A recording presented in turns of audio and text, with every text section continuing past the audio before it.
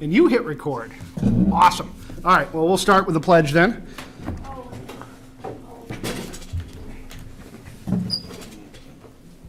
can't get extra things. We'll hold on 1 second.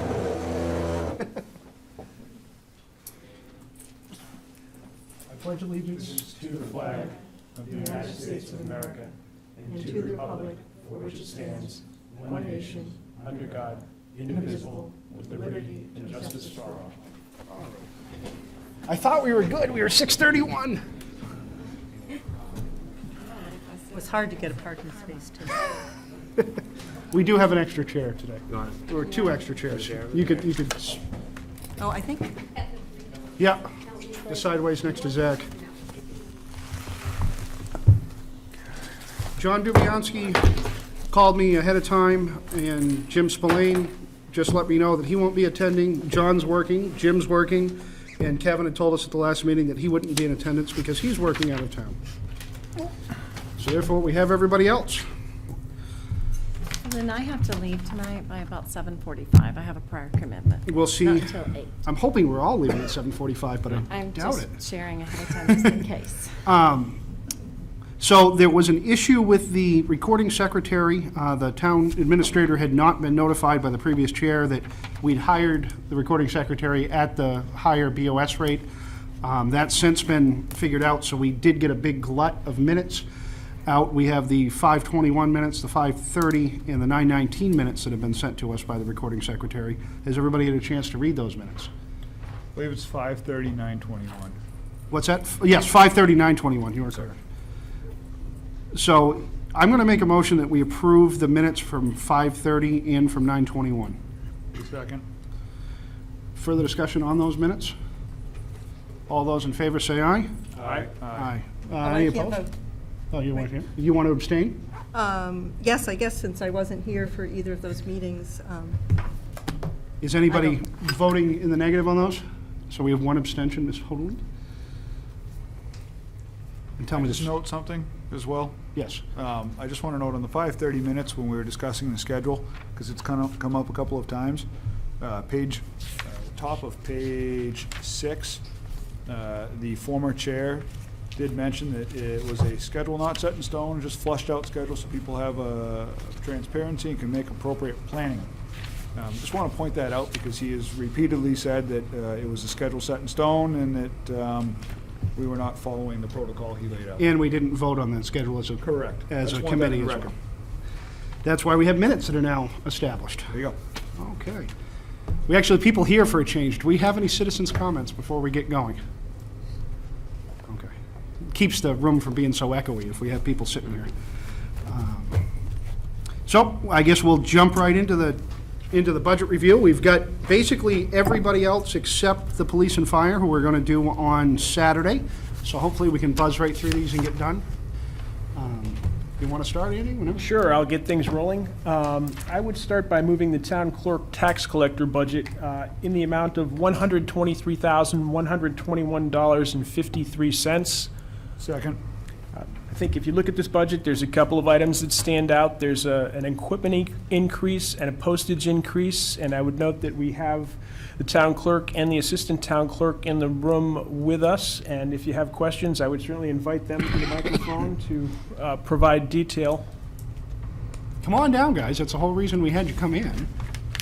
If you guys want to hop up over there, and I'm going to guess the 189,000% question on the equipment is going to be the big one. Well, the postage is doubled, too. Postage has gone up too.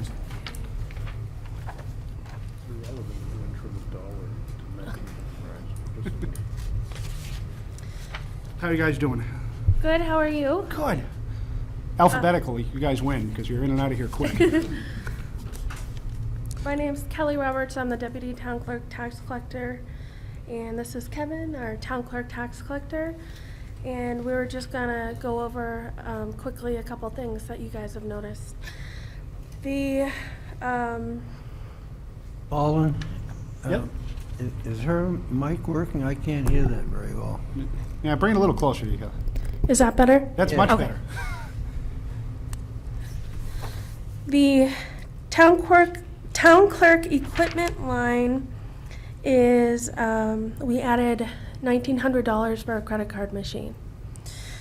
In the town clerk maintenance vendor line, that went up about $261 for the Clerkwork software and the PCI security compliance for the credit card machines.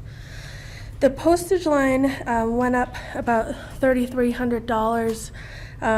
That's a little bit more of a, I guess, an explanation in order for that. We are proposing that the office send the tax bills out to a printing company for mailing service. This is the standard in New Hampshire.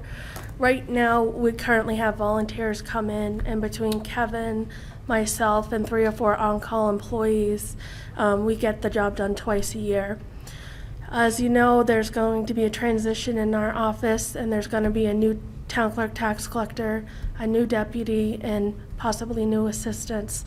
And it would be unrealistic to expect the clerk collector to be able to do that without trained staff. Everything we're talking about with regard to the budget all depends on these tax bills. They got to go out twice a year. This is what the clerk collectors are doing in the state of New Hampshire, is they're using these services. So it's not an apples to apples comparison because it's not just straight postage. There's actually service involved, there's paper, there's envelopes. So that's where that number comes from. Yeah, Alden, if I could. Yep, go right I would ahead. just note that just to sort of, that has been, it's been a nice old tradition, but when tax bills need to go out, I don't know if anyone on the board has gotten a frantic call saying, we need you to come down and stuff envelopes. Could you be here this afternoon? And if the budget doesn't flow exactly smoothly and timely, sometimes that's at a last minute.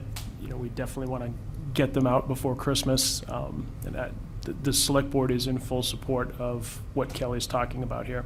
As we are with the credit card and debit card reader, I think it'll make it easier to collect fees and taxes.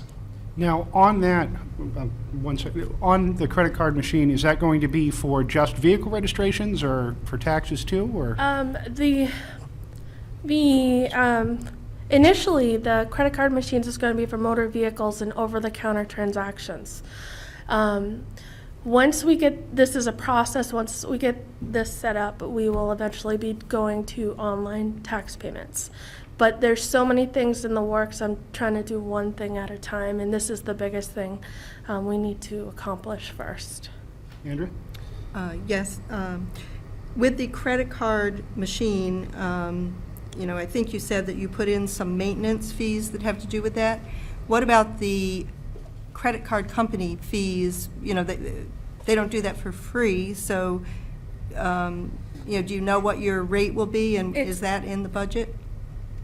It's on a fee base. It's in the maintenance, vendor maintenance line. The vendor maintenance line went up $261. Part of that is for the PCI security compliance that we need to have the credit card machines. The service of using the credit card machines will be passed on to the resident if they choose that tender. So it's like 2.79% that the resident would incur, not the town. Alden? if I Yep. could. Yeah, I think, and I'm not sure if there's a specific statute or not, but I believe we have to pass the fee on it. We can't take a discounted fee on many of those transactions. Makes sense. Does that answer your question? Okay, so then there should be a revenue line, you know, because I think motor vehicle fees are like $800,000 or something. If everybody paid, well, some of that's the state, but, you know, if we're processing it, would we then have this 2.79% revenue? No, that is. I mean, it would offset an expense, but I thought expense budgeting, you had to budget Hold the on one second. gross. I think Andy's got an answer for you. I believe that goes directly off the top to the service provider. It never actually, the service fee never actually comes into our hands. It Thank goes you. directly to the provider. And the only reason I'm suggesting that is because I have the same setup in my insurance office, and I know I never actually touch the service fee. It goes directly to the vendor. Thank you. Any further questions? Oh, Last year, hi, Mr. Berry. Last year I had asked about postcards for dog licensing, the more menial type of reminders that we receive instead of the paper folded postage handling. Is that something that, since we're sending out printing, could be looked into again, or? It's something we can look into, yes. I know it's a small expense, but you're also looking at time, paper, and I do understand the reminders are important, but it seems like it could be just like a dental reminder or something else too. Okay, thank you. further discussion on town clerk? Seeing, oh, thought you were sticking your hand up. Seeing none, I'll move, I'll call for a vote in the amount of $123,121.53. So moved. All those in favor say aye. Aye. Opposed? Seeing none, unanimous vote. Thank you very much. Thank you. Moving on to information technology, which is page 8. I would move the IT budget in the amount of $58,259. Second. There is some backup material provided. Steve Gemelli, our IT tech, is not here with us this evening, but I'm assuming that Mr. Harrington could provide detail as he works closely with Steve as to what we need. Do we have questions on this budget? Yes? I do. I have questions about the phone. When I'm looking at the telephone for all of the other departments, I recognize that our IT person is on call or available, but it seems so much more significant for that person than any other line. At $3,000 or $2,000. The rest are listed in a couple of hundreds. That number is actually for equipment, actual phone for a desk. 4 sets? 4, because our phones are aging, and some of the phones that are currently being used by staff have blank screens. They cannot see what they're dialing or who's calling in or what they're calling out. So that is actual phone, Those are actually, that's equipment, phone equipment, not a phone service line. okay. Does that answer your question? Okay. Oh, Mr. Chairman, in the detail, it also says that the biggest thing there is Fairpoint Communications. So, telephone, there's replacement sets for $300, but the $2,580 is the Fairpoint Communications. Do we contract with them for our telephone service? Is that the landline service that we have? Those are our landlines For the whole building, then? for several of the buildings. Each of them get billed separately. The IT director's phone is included in that, and that's the $168 amount, which is Right. his cell phone. Further questions? The only other change, John, was the IT software. I assume we're buying something that we haven't before. Right, you see an increase there because many of our computers are on Microsoft 2007, which is no longer supported, so he's anticipating as problems occur, he cannot get updates and fixes for those, so he's migrating to the new software. Okay. Any further questions on IT? Seeing none, I'll call for a vote. All those in favor say aye. Aye. Opposed? None? Unanimous. I think that made more sense than having Steve drive all the way down here. Moving on to revaluation of property, I would move the property reval line in the amount of $91,963.84. Second. Page 11, thank you. Looking at this, I would note that we're in, as you can tell from your backup, we're in year 4 of a 5-year contract with Avatar Associates, who do our revals on a quarterly basis. We choose a percentage of the town each year to revalue to make sure our values stay in line with the 5-year state RSA requirement. And the increase in the part-time employees, we're putting more hours in for it? I believe, yeah, Yes, John? That's correct. Our clerk is now the sole person running the assessing department for the town. Prior to this, The former finance director took some of the duties over. That position is no longer filled. So this assessing clerk does all of the assessing for the town. Okay, and that's the increase on that line. Correct. Further questions on assessing? The actual for 2017 is, looks like there's quite a bit left to be spent, and it looks like it was for 16 as well. Is there a reason why the contract appraiser line, why those seem to have been underspent the last couple of years? I don't have an answer for that. I can get clarification. I think the contract appraiser line, that's the person who, if you want to dispute or have a discrepancy with your valuation, I believe that's the money that's set aside in the contract for a representative to come in and meet with citizens, and that depends to some extent on how many citizens, how many people we have that request appointments or clarification or review. Mr. Chairman? Andrew? In the detail, it specifies that last year there was $25,000 for PSNH and NHEC defense, and that line is carrying forward to this year. So apparently, PSNH and NHEC have not appealed, so we're kind of holding this $25,000 in case there's some big nasty thing that happens. Right. And it would seem Typically to me there that right now, Eversource would be very reluctant to anger anybody else in Deerfield. So I don't know that we need 25,000 this year. I will say annually before this, that was almost an annual fight, was reevaluation of every utility pole in town, Yeah, which I think is where Andy's going to go on that. Well, no, I'm going to actually defer to John, because I'm trying to recollect if we are completely free and clear of our most recent battle. That We are not. Yeah, we're still not in negotiations, but pending court settlement with Public Service anyway, not New Hampshire Electric Co-op at this point, I don't believe, over valuation, and we are more than likely going to spend some more money. So that's the big difference. So you think you need the 25, even We though do. every year we don't spend the For the 25? last two, Right. Well, things get sidetracked a little because it all went to court, and we spent more legally than we did there, but any further discussion? Seeing none, all those in favor say aye. Aye. Opposed? None, that's unanimous as well. We might get out of here on time. Town Hall, page 22, we had tabled this for discussion, and Mr. Tibbetts is here to answer those questions, so, yeah, I would, 22. I forget the protocol for lifting something off the table. Does I it will have to- move, I'll move the budget in the amount of $50,012.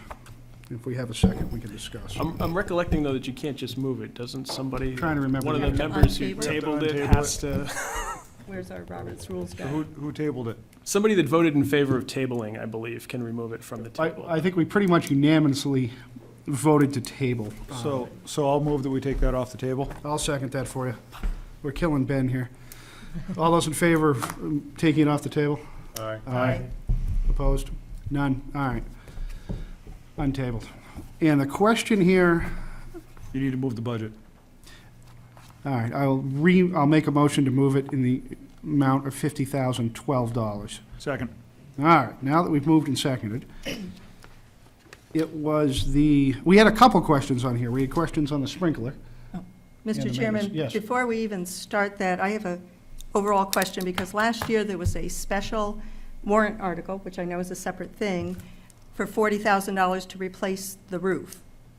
Did the roof get replaced? Correct, it did. Yes, it did. And then, unlike the school budget, which, I know there was one out at the website, so I started looking at it. The school, when they do last year's budget, if there are operating items there, they increase and show last year's budget and the expenditures against that. So I'm wondering why the town budgets differently from how the school does. And so a line here that would say repair and maintenance, why didn't the 2017 budget go up by 40,000 and then show whatever we spent against that? Because it's a warrant article, and it does show under the warrant article segment of the working budget, but it doesn't get put into just the regular. Again, working that is budget. different from what the school does, because the school had a warrant article for contractual items, and they put it back into last year's, the column that says last I year's think you're, budget. you're referring to the school, like the teacher's contract. The contract, yes, Contract, right, so that becomes, part of the operating budget. the part of the budget. Whereas the warrant article is a separate expenditure outside of the budget. Right. But they did do the roof. I drove by, they did the roof in like 3 or 4 days. It was pretty fast. And if you go to the warrant article section of the working budget, Which we don't have. We don't have. we don't have yet, but when you get it, it will show that money being Well, expended. that's, there was a piece I just couldn't see. And then the other thing, as we talk about repairs, because obviously repairs and maintenance is a line here, I know in last year's figures, there's pretty significant amounts that we build up in the capital reserve funds for repairs and maintenance to the buildings. And I want to know what's the criteria for using that as opposed to using operating funds? Well, I think the capital reserve funding that we've done is primarily for emergency things that we are not expecting that come completely out of the blue. And that's been our criteria for creating the capital reserve funds. And still attempting to budget for what we foresee as routine maintenance and And the selectmen are agents to expend the capital reserve fund. Right. We caught up? Oh, I think so. Okay. Thank you. Just- So, in that case, I'm trying to revisit where we were last time without you being here, so this should make it a little easier. The main question was on the split between the town hall sprinkler system, the maintenance, and the repair. Okay, on the town hall pump house for sprinkler system, okay, for the contract, we have to have a contract with a contract company for the sprinkler system to do its annual checks, like 4 times a year, plus the main sprinkler flow test in the summertime. So that's, by law, you have to have that done. And also the fire alarm yearly cost, that's the cost of Skycom for monitoring the town hall for that. The maintenance part of it is, as you know, over the last 10 years that we've had a sprinkler system, every year we have major problems. Something goes wrong, valves, leaks, or whatever. It's just normal maintenance. Knock on wood, this year we have had very easy year. But that don't mean that tomorrow something major can't happen. And every time you call a sprinkler company in to do work, and I've done it on weekends, nights, in the middle of the night, it costs serious money. I guess more of just where a number came out. I think part of the concern was that we didn't have any of the money under the contracted services line, and we had it all under sprinkler system maintenance. So do we know what the contracted services amount is for the sprinkler system and the fire alarm, so we can put it under the contract line rather than under the maintenance line? just if you look at that, if I could. Yep. If you look at that budget, Mark, it's pretty much just the opposite of what you just said. We had no sprinkler maintenance in 16. We budgeted nothing. We have 4,700 this year. I'm looking at the one that I had done, and it got changed. Under mine town hall contract, I had $3,000 for sprinkler system yearly testing and fire alarm yearly cost. Yeah, that's in there.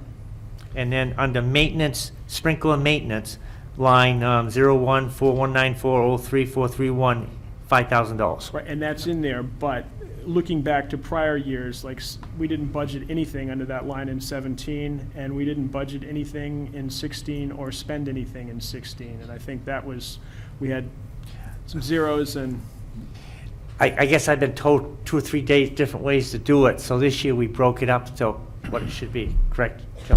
So, do you know where it was before? It was costing right around $8,000 before for the contract, the yearly Skycom, and the maintenance. We've been adding a little bit to the maintenance every year because one year we spent $10,000 just in repairs, so when Jan was here, we upped it to keep it in case we didn't run into problems. So that figure still is about where it was then. It's just broken out into different lines this year. Right. So actually, we could probably defer to John to give us a. John? The reason you're seeing the increase in the sprinkler maintenance line, any cost for sprinkler maintenance after the inspection was done or during the course of the year, if the sprinkler system caused a problem, was just thrown into the regular maintenance line. So we already had a designated line for sprinkler maintenance, so I made the choice, if that cost, which you're seeing this year of 47 and some change, Right. that should be put exactly where it was supposed to be. So that's why you're seeing a zero budget, but an expenditure in that line. Which makes sense to me. I think what doesn't make sense is just that we have zero in the contract line under 399 for actual expended. And I think it's just a glitch in the budget system. I think, I gotta make, we usually get our bill for that right now. Okay. Last year, it comes in December, we should be getting a bill right in the next week or so for the cost. That makes sense to me. Because it goes from December now to next year, like that. So we should be getting a bill very shortly. Perfect. Any further questions on town? Dave? Mark, does that contract, you say it covers the smoke alarms, smoke detectors? Testing, monitoring from Skycom for all the testing of the town hall. I mean, for monitoring fire alarms, trouble alarms, whatever. Does that also include carbon monoxide? I don't believe so, no. Is that's not required by law? We should have one carbon monoxide. I think Paul might have one in there. It's a dual head, both smoke and carbon. I think there is one in that building. I can't remember, but I believe there is. That's it. That's easy enough to change. With the dual heads today, just change it. Takes 2 minutes. Further questions on town hall? Andrea? The line then that says town hall maintenance, I think what I'm hearing is last year sprinkler maintenance wasn't broken out, so it probably Right. just got in regular maintenance. So in the current year, we have 19,400, and I see the details say 10,000 of that is to paint two sides, so that's a new item. Yes. And then to have 9,400 of regular maintenance and repairs.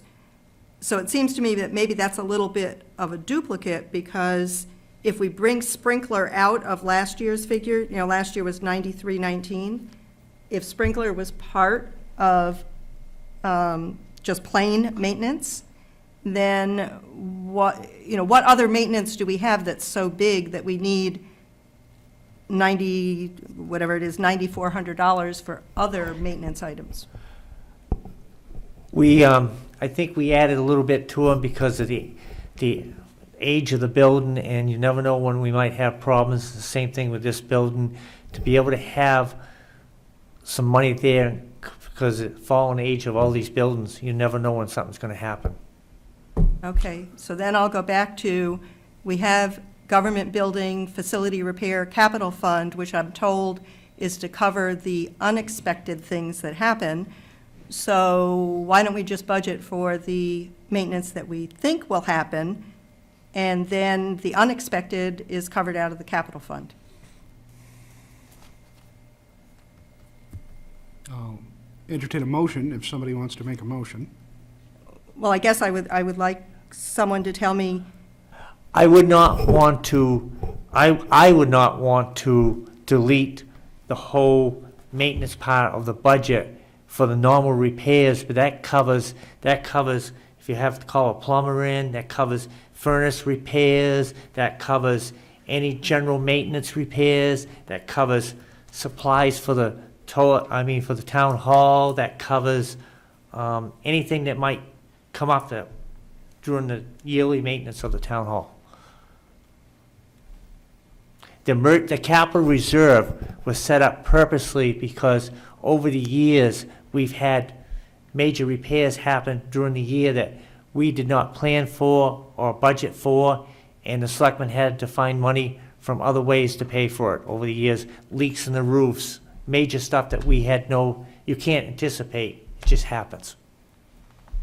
And that could be the 2 fire stations, that could be the town hall, that could be the library, that could be any government buildings. Right. But back to the fact that last year, 2017 budget was 9319, and we've only spent 4947. I don't know if it's worth doing, but it would seem to me that that number could go down by about $3,000. John, I don't have right in front of me, what did we raise the maintenance line budget this year from last year? Do you have that right in front of you? I don't have it. I didn't grab that paperwork. When I Well, came. we raised it from 9,300 to 19,400. But you broke out the sprinkler system maintenance. Yes. Right, so cumulatively, we have 24.4 compared to 9,300. And if we add in 10,000 for painting 2 sides of the building, maybe we should be at a cumulative figure of about 20,000 instead of 24,400. Again, the fact that we've broken sprinkler out, I think, is a good idea, because I think we should know what systems need maintenance. But then I think that the rest of the maintenance is probably less than the 9,400 that we've left in there. So based on that, I would move that we reduce the maintenance and repair line, so instead of saying 19,400, perhaps change it to 16,400. Reduce line town hall maintenance, 4194.03430 to 16,400 instead of 19,400. Okay. Do we have a second? Actually, rather than let it die, I'll second that one. I think this is actually a good idea. I think we have slightly overinflated that line. Any further discussion on the motion? Yeah, I would speak against it. Just having been on the board for a long time, we've had everything from plumbing, heating, roof problems. The shutters went earlier than we expected that we had rebuilt. We've had door problems, and we've had to have the doors custom rebuilt because you can't come close to buying a 175-year-old door to go on those buildings. There has been something more regularly than not that we've run into that's an unexpected expense in regard to this. It's a crown jewel of Deerfield's historic buildings, and we think it's well worth making sure we have adequate funding to take care of it. Mark? I'd just like to say, too, we have 2 furnaces there. One has been replaced a few years ago. We do have an ancient furnace there that has been in, it is the original furnace that was put in when we changed over from the big one upstairs. And the other one's been replaced twice since this one's the original one. We keep keeping it repaired, but it could go at any time. That's just a point of information. Any further discussion on the motion? All those in favor say aye. Aye. All those opposed? Nay. Motion fails, which brings up, I think we've hit, if there's any further discussion on the overall town hall budget of $50,012. Seeing none, all those in favor say aye. Aye. Aye. Opposed? None. That passes unanimously. Thank you very much, Mark. Yep, thank you. And thank you for taking care of the town hall for all these years. We did cover the lack of Mark Tibbetts line in the general government buildings last week, and it's pretty amazing all the stuff you've done to these buildings for all the years that we got to replace without you being here, so thank you very much, Mark. Which brings us to the Cemetery. cemeteries. I would move the cemetery budget in the amount of $28,000. Second. And I would note that we have Cemetery Commissioner Maureen Mann with us, who is at the microphone and could field questions. Also, is Mark Young still involved in cemeteries as well? Yes. You want to give us an overall cemetery update, Maureen? Okay, the trustees the subcommittee of the trustees spent the summer going around trying to locate, GPS locate, photograph, and assess the condition of every one of the 109 cemeteries in Deerfield. For some reason, and I mean, the reason is until the Morrison Cemetery and Old Center Cemetery were started, people were buried pretty much in local cemeteries. And now that we have found almost all of them, and our basis for the search was work Joanne Wasson did back in the early 1980s. So no one has really looked at all of the cemeteries in Deerfield since then. One of the things we found is that there are additional cemeteries that are on town-owned land, which makes them essentially town-owned cemeteries that have not been maintained, and the condition is deplorable.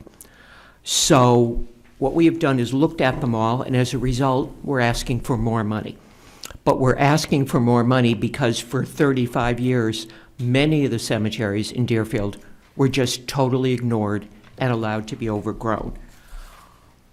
We're not suggesting that the town pay for cemeteries on private land, but one of the things we've discovered is there are about 12 cemeteries on public land that have not been maintained. So we'll start with the superintendent of cemeteries. The superintendent hasn't had a raise in close to 20 years. We're going to ask him to do an enormous amount more work.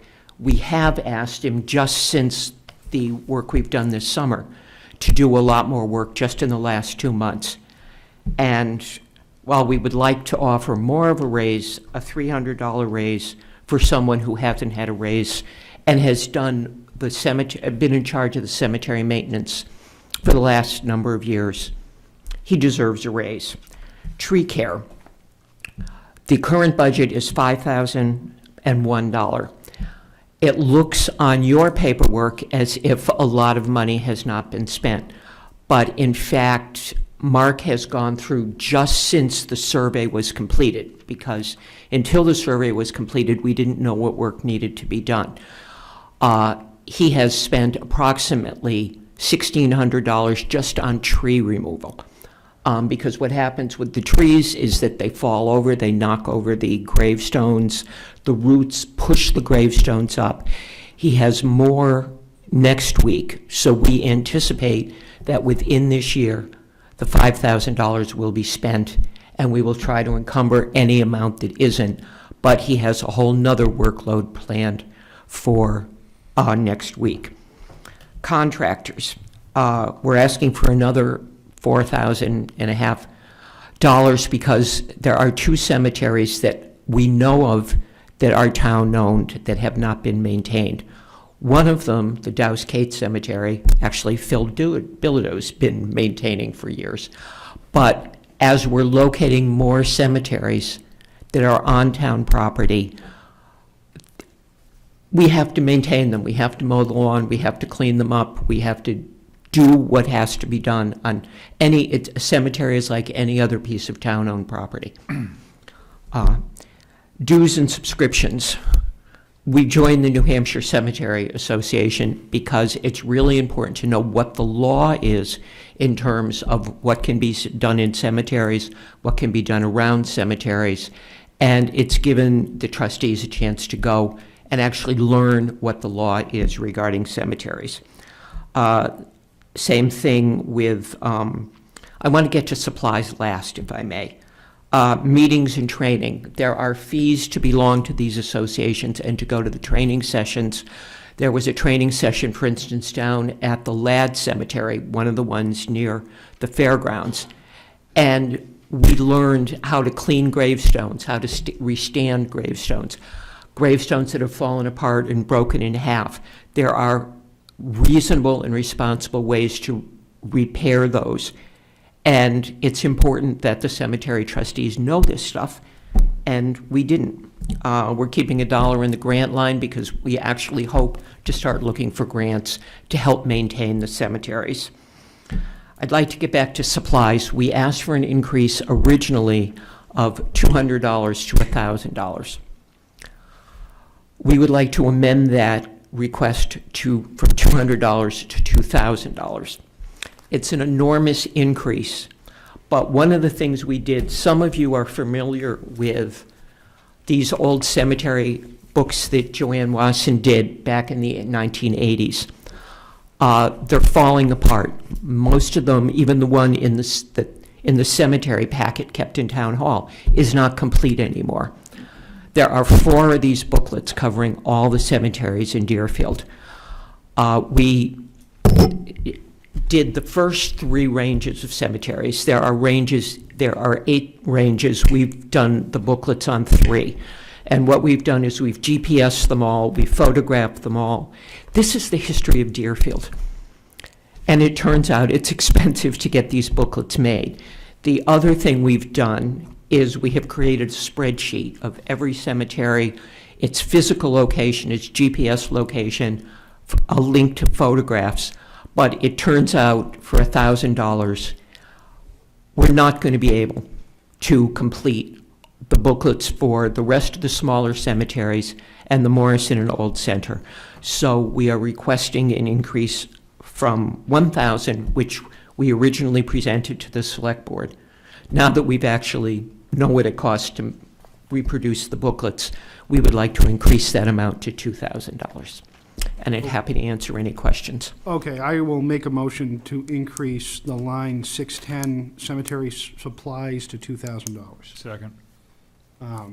Further discussion, I think that was pretty well explained. All those in favor of the motion, say aye. Aye. Okay, so now we have a final new number of 29,000 for cemeteries. Do we have any questions or discussions on the 29,000 number? Zach? So, a couple questions for you, Maureen. The superintendent, how much work does that person do for the $1,900. $1,900? I'm sorry, I couldn't understand your question. The superintendent, what do they do?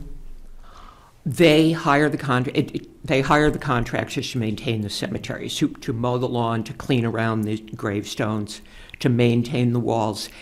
And those are skilled. It's not like you could just hire a kid to go in and mow the lawn because of the way the stones have to be treated. They take out the trees. One of the things we found in our assessment is there were trees lying all over the place. And since we brought this to Mark, the superintendent's attention, he has worked really hard to get rid of a lot of the trees that are down. And because he has used town employees to do some of that, people from the highway department, this has been much less expensive than it would be if we had to bring somebody like Bartlett or somebody in to do this tree work. So basically what the superintendent does is the maintenance. Then beyond that, if somebody dies and they want to bury somebody in Deerfield, that's the responsibility of the superintendent. He sells you a cemetery, a plot in a cemetery. He works with the company that puts up the stones. He hires the grave digger, so to speak. I mean, I think he's grossly underpaid, but. Andy? Yeah, I think he is grossly underpaid, and I'm not sure if he was involved in this, but the duties can be very mundane, as Maureen has gone through, or they can, one of the first selectmen's meetings I went to, we had an upset family member or two come to our meeting and say, you need to help us get our aunt buried. The contractor had gotten in a fight with the family over expenses and walked, and we had someone who'd been left over the grave, and that was taken care of and dealt with right there by the director. So you have a varied number of tasks that you're going to face over the year, which $1,900 doesn't begin to cover. And just if you need evidence of some of the things that have been done this year, the cemetery on top of Meeting House Hill, Mark re-gravelled the driveway that goes around the back. Actually, a new loop was installed to make the cemetery and the additional space on the back more usable.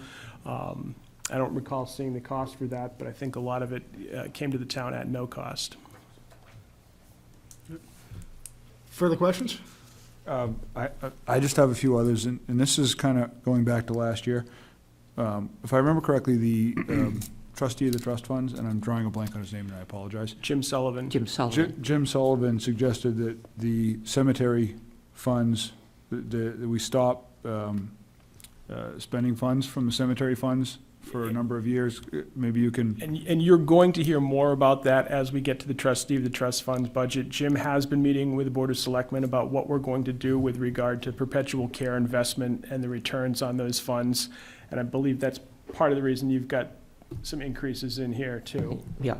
Up until 2016, monies to fund, and the way money is set up, it's bizarre, but like if you bought perpetual care for your grandfather, that money can only be used on your grandfather's particular plot. right. And many of the perpetual cares funds that were established, which is what Jim Sullivan deals with, are 100 years old or 50 years old, and the income from them is $2 a year or 50 cents. And so what the select board did last year was they put a moratorium on spending those funds to see if we could somehow leave them alone and let them accumulate for 5 years. And that's what Jim Sullivan is working on now. So this year, there is no income from any of the cemetery trust funds. 2017, there will not be in 2018. There was in 2016, So, do we which know how- accounted came up to like $200 and something for all of them. so there isn't much money there then? Okay. So, I look at this and my opinions are, you need to maintain it and take care of it and make it look right, and that, to me, is it shows the character of the town, is how you take care of the town spaces. 29,000, I'm sorry, still doesn't seem like nearly enough to maintain that amount of space. I don't think it is, but we felt like we can only ask for so much, and we thought this year really, under stationary, basically is record keeping. Where are they, who's buried there, and what condition are they in? But I would agree, I would love to give the superintendent more, I would love to have more on maintenance, because we are discovering town-owned cemeteries that are not being maintained. So, and that's basically what I thought. So I'm going to make a couple of motions here, and I just think, underfunding things for years and years and years doesn't serve the town any good.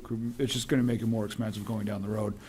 So I'd move that we increase the superintendent's pay from $1,900 to $2,500. Second. Okay, I didn't know if you wanted to do them in, Oh, I could run off? let's do them in one shot. You want Okay. to kill Unless, them all if at you once? want to withdraw your second, I'll Phil. hold my second. Okay, so I'd move that we increase the superintendent's, I'm going to call it salary for lack of a better term, from 19 to 25. For the contractors, from 19,199 to 20,000 even. Sorry, just writing up a total here. And then for the supplies, instead of 2,000, I would move that to 2,500. I assume you still want to second it, Phil. Second. Andy? Yeah, and I would note that the Board of Selectmen's feelings were pretty much the same. Our primary concern was, do you have enough money? And Maureen gave us the explanation that she gave us, and they are the folks that know more about the cemeteries than we do, so we went with their recommendation and their request. I feel like we can do more as a community for it, so that changes the bottom line to 30,901 from the 29. Thank you. All right, further discussion on the motion. Seeing none, all those in favor say aye. Aye. Opposed? None. I'm going to call for, do we have any further discussion on the new amount of 30,901? Seeing none, all those in favor say aye. Aye. Opposed? None. Okay. Thank you very much, Maureen. Thank you. Next, we're going to go to the ambulance line on page 32. Yeah, and I would move the ambulance line, which is a contracted service line, in the amount of $12,000. Second. I would note that this is a long-term contract that Deerfield has with Raymond Ambulance. Also note that we don't have Cindy here. We do have Mark here, who's familiar with the contract. If people have concerns and questions, I would also note that when we have looked at our own ambulance and staff to run our own ambulance in Deerfield, we have gotten almost immediately over $500,000 in expense and have considered the Raymond contract to be a real bargain. I've been happy with what they've provided to date. You know, I should have done this the other day under low-hanging fruit, because it is a contract. Do we have any questions on the line? Seeing none, I think we can call for a vote. All those in favor, say aye. Aye. Aye. Opposed, none. Right through. Which brings us to highway, which is probably going to take a little bit longer, Mark. Now things get a little more complicated. That starts on page 44. Yeah, and the bottom line is deep within, and bear Yeah, with that's- me because I usually read the wrong bottom line about 6 times. Well, we have administration. I'll move the bottom line, and then Mark can go through it subsection by subsection, if that's okay with the group. Mm-hmm. Well, Okay, so I've got highway, streets, then we've got bridges total, yeah, some of these we did the other day. maintenance, dams total. Further down. Actually, yeah, I went past 51 because I went into the bridges. Hold on 1 second. 51's got Big a, recovery, 51's got a total of 551,938. that's what I'm looking for. I would move the highway budget total in the amount of $551,937. I have 38. $38, sir. Well, mine has 37, but I'll go with 38. Second. That gets me a second. A couple of things that I want to note before we get too far into this. You may recall that we received some state grant money, which due to accounting practices, which John is more familiar with than I am, the money that we received from the state is, I believe, held outside the budget in state-received non-lapsing funds, but the expense for what's been done this year is included in the budget. So if you're running across lines and totals thinking, why did Mark storm right past the line? It's in large part because of that, which Mark has no control over. And it's what our audit firm has advised us that we have to do to be in compliance with the state. The other thing I would mention is that Mark has spoken to the Board of Selectmen about potential wage adjustments for his staff, not himself, but for the guys that work for him. The Board of Selectmen has not made a decision yet, and basically what the board is wrestling with is, do we want to do a salary or wage adjustment for the highway department? Or are we looking at cost of living adjustment across the board for employees? We've done it both ways in the past and have not arrived at a decision yet, and I believe we will be on the 11th. That said, we have the highway agent here who knows a heck of a lot more about the lines in the highway process than I do. So I guess we'd start with the highway administration page, right? Page 44, if that's the first one, because we got the emergency management out of here the other day. So that's in a total of 199,668. And that overtime line is, as you're all well aware, is going to rely heavily on what we see for natural occurrences over the course of the year. All right. We have any discussion on the highway administration line? So you guys would, just for those of you who haven't been on the budget committee before, including me, those changes, if you guys do decide to do a cost of living, would come back before we have our final budget that goes to the deliberative Yes, would session. come back to you. And if for some reason we didn't before you had your final budget, we would still come back to you and ask for the adjustment. But at this point, it's the same as last year. It is. Do we have any questions on this section of the highway budget? Seeing none, all those in favor say aye. Aye. Opposed? Okay. Which brings us to the highway and streets road maintenance portion. Do you want to just speak overall quickly to what you guys are doing and what you're planning on doing, et cetera and so forth? Okay, I'm coming to the Budget Committee this year with no increases on anything. I propose the same budget as I have for the last 3 years. So there are no increases in my budget. Okay. The one thing, too, for Budget Committee members, Mark came to the selectmen and the town and had us create a winter storm overage. It's not a trust fund, but it's we have a fund with the extra 100,000 in it, so when we go over on winter maintenance, we tap into that, and then we put in another, whatever monies we use from that, then we replenish it that following year with a warrant article.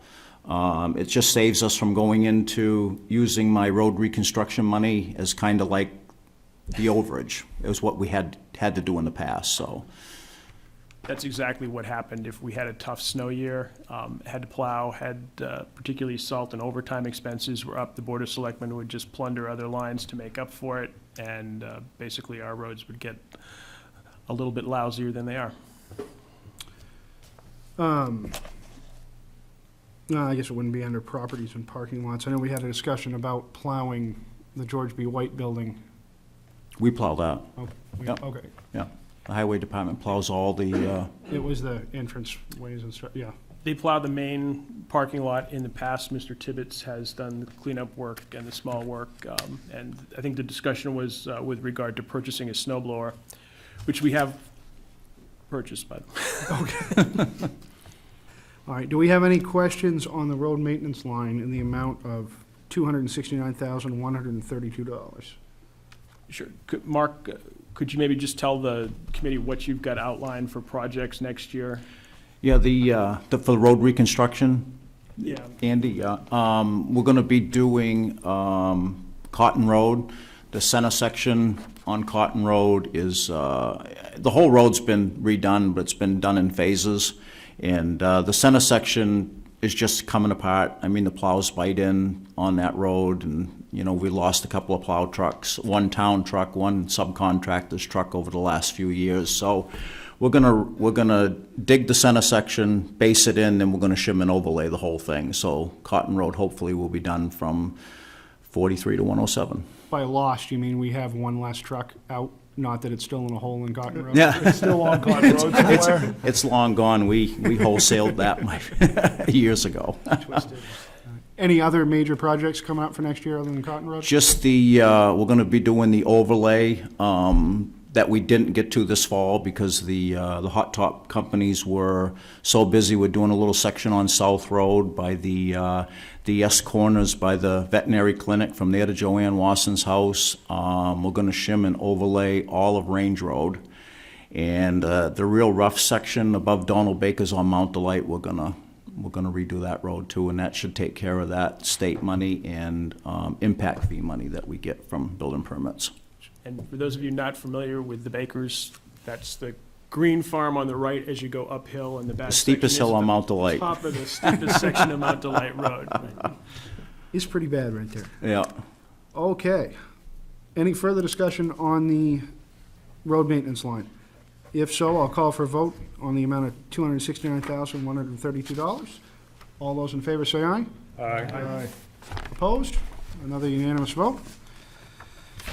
Which brings us to road resurfacing, rental and lease, in the amount of $1,501. Just want to speak real quick as to what that one is.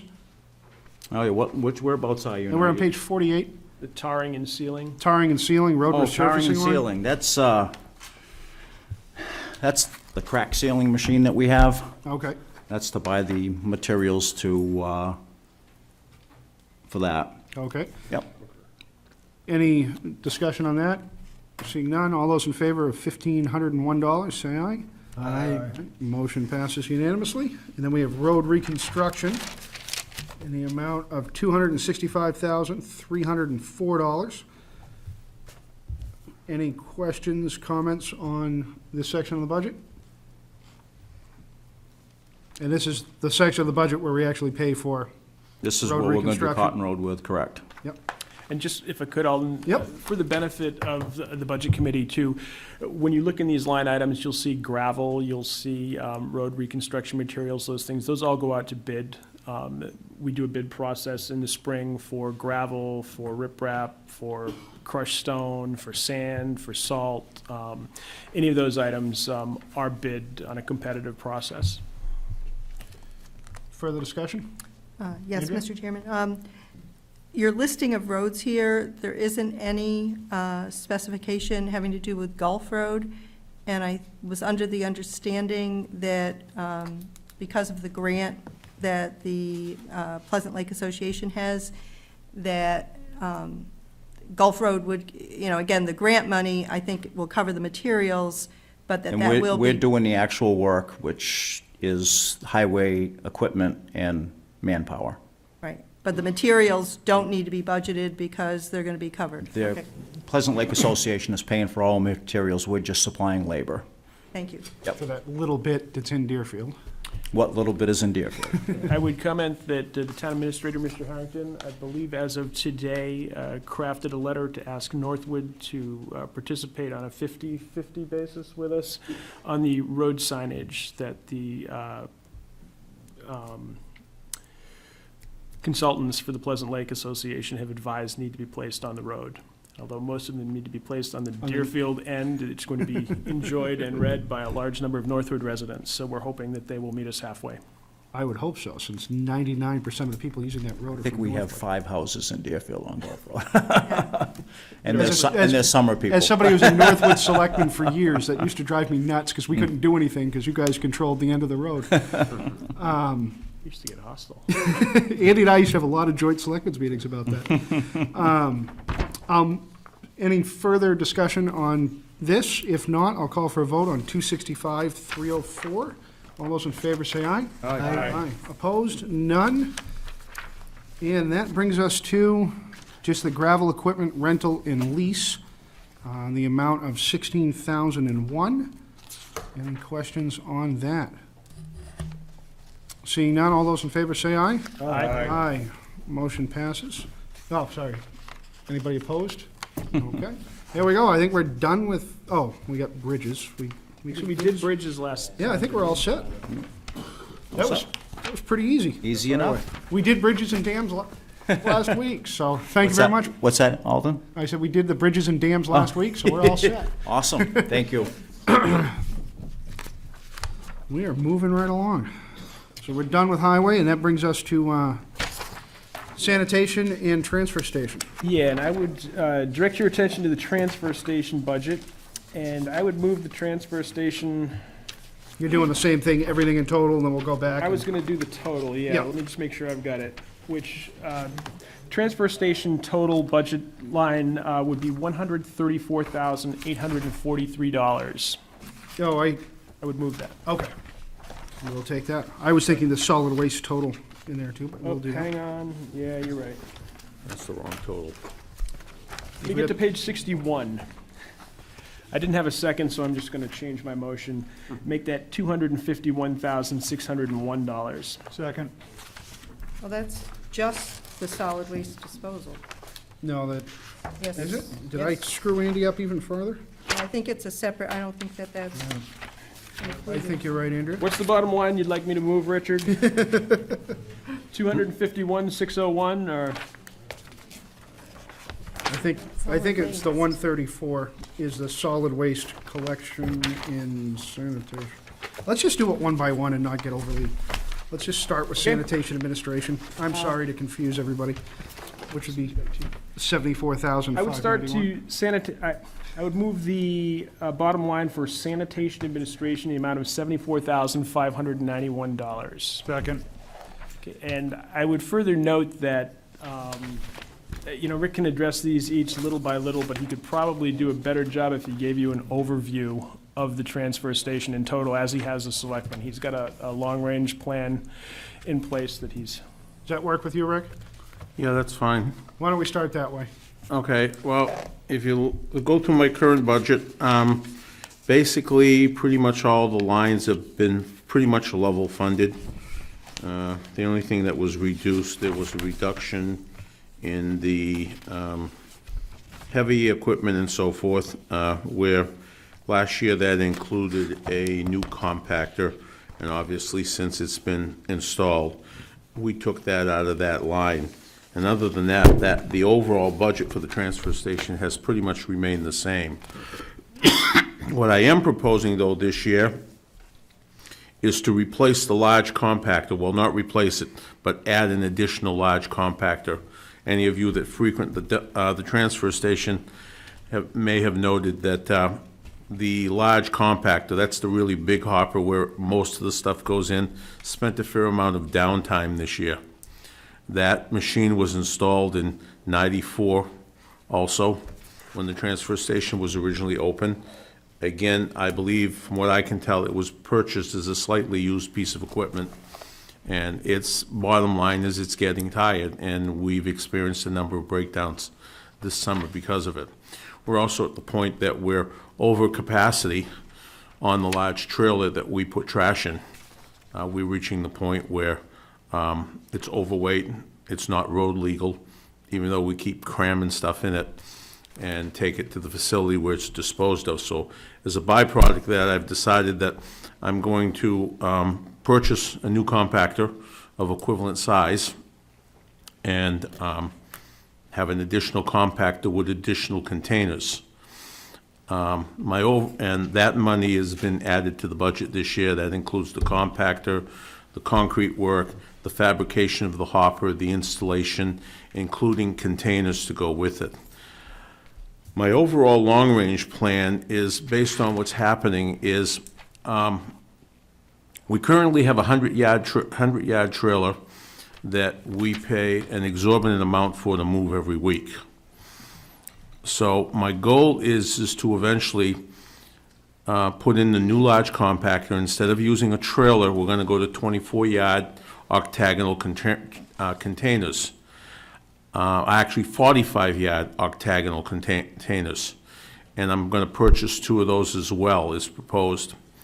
That will give me 90 yards of capacity for general everyday waste, or what we call municipal solid waste, often referred to as MSW.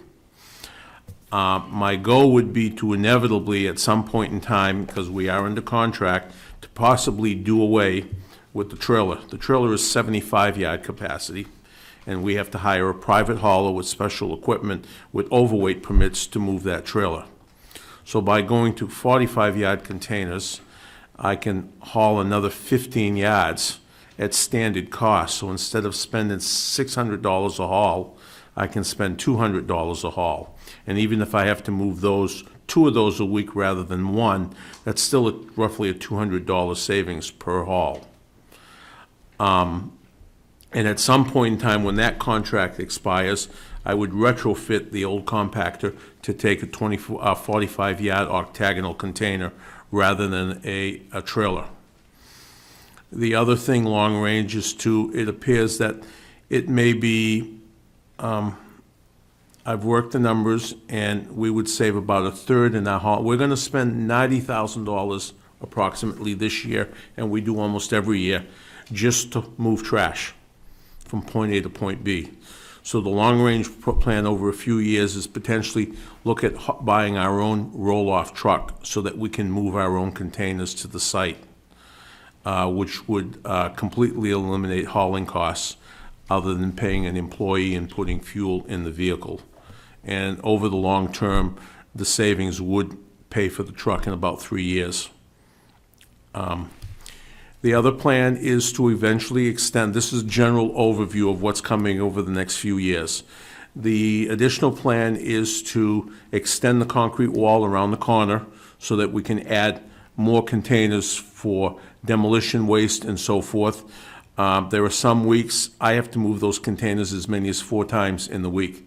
I can't even get through a week sometimes with demolition, construction waste, yard waste, and things of that, old furniture, things of that nature.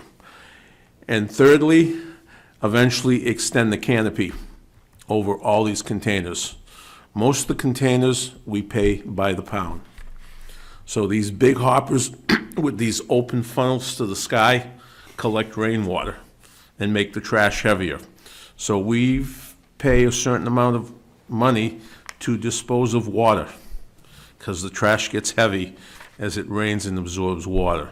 And that's basically the long-range plan, probably over the next 5 years. For this year, I'm proposing the new compactor and the equipment to install it and so forth. And I believe that's a $90,000 figure. I don't have it in this, You had given us a figure of 90,000, Rick. yeah, pardon me? You had given us a Yep, figure of that's 90,000. the figure based on my current estimates. I don't have concrete estimates yet and so forth, but I feel pretty comfortable with that figure. Unfortunately, trying to get contractors in the current market to give you estimates for projects 6 months down the road is not happening. They don't even return phone calls. Alden? Yep. Just, one of the things I'd mentioned, for those of you that have been in town for a little while, the new transfer station actually came online in 1994. We still have the original main compactor running down there, and this long-range plan needs to be rolled out as Rick is describing it. The other thing is, we're faced with increased population. The Forest Glen subdivision is complete. Over the last 2 years, that's added 50 homes. We have Fieldstone that's going to add another 8 homes.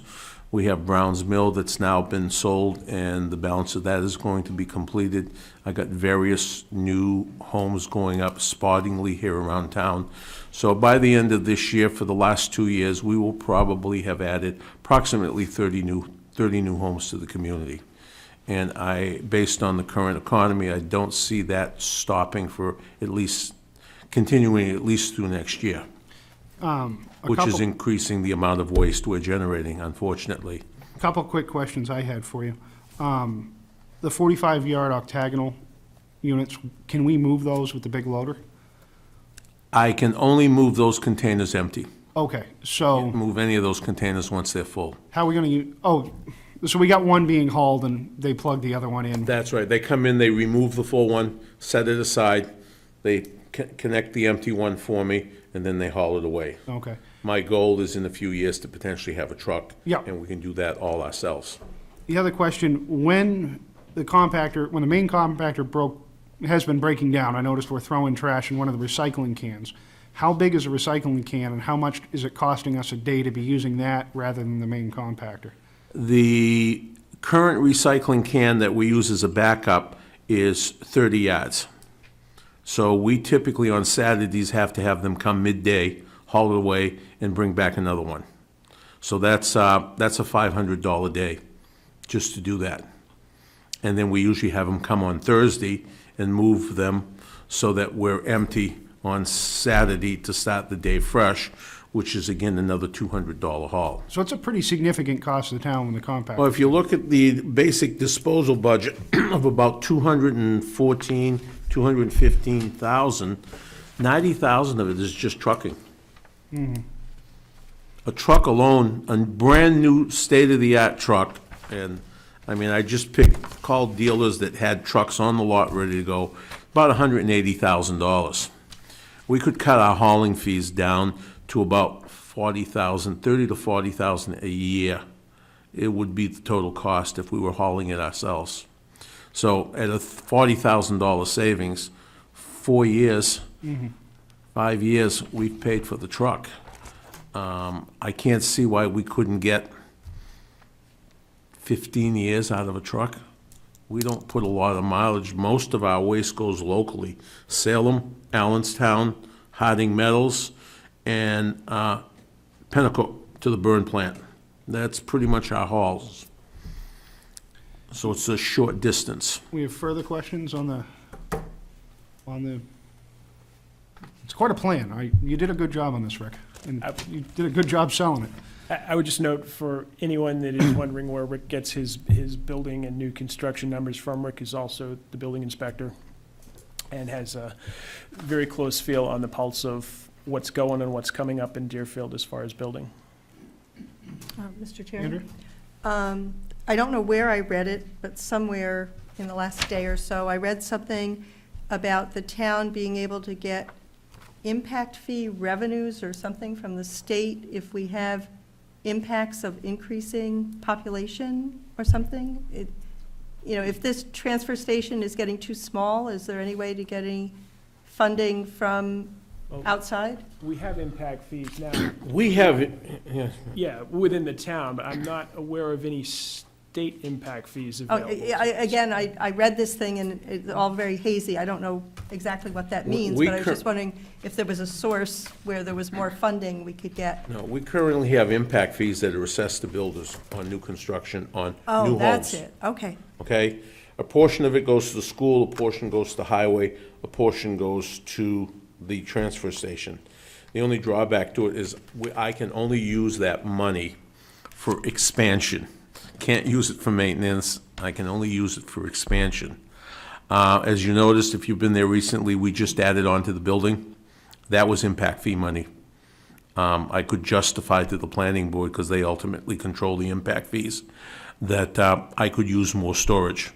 As we recycle more goods and so forth, I have to store them because the companies that take them away only want to take full loads. So I have to have enough room to maintain this stuff. We're also generating more oil, which most of it goes to the highway department to heat the building because we recycle waste oil and we have a furnace that burns it.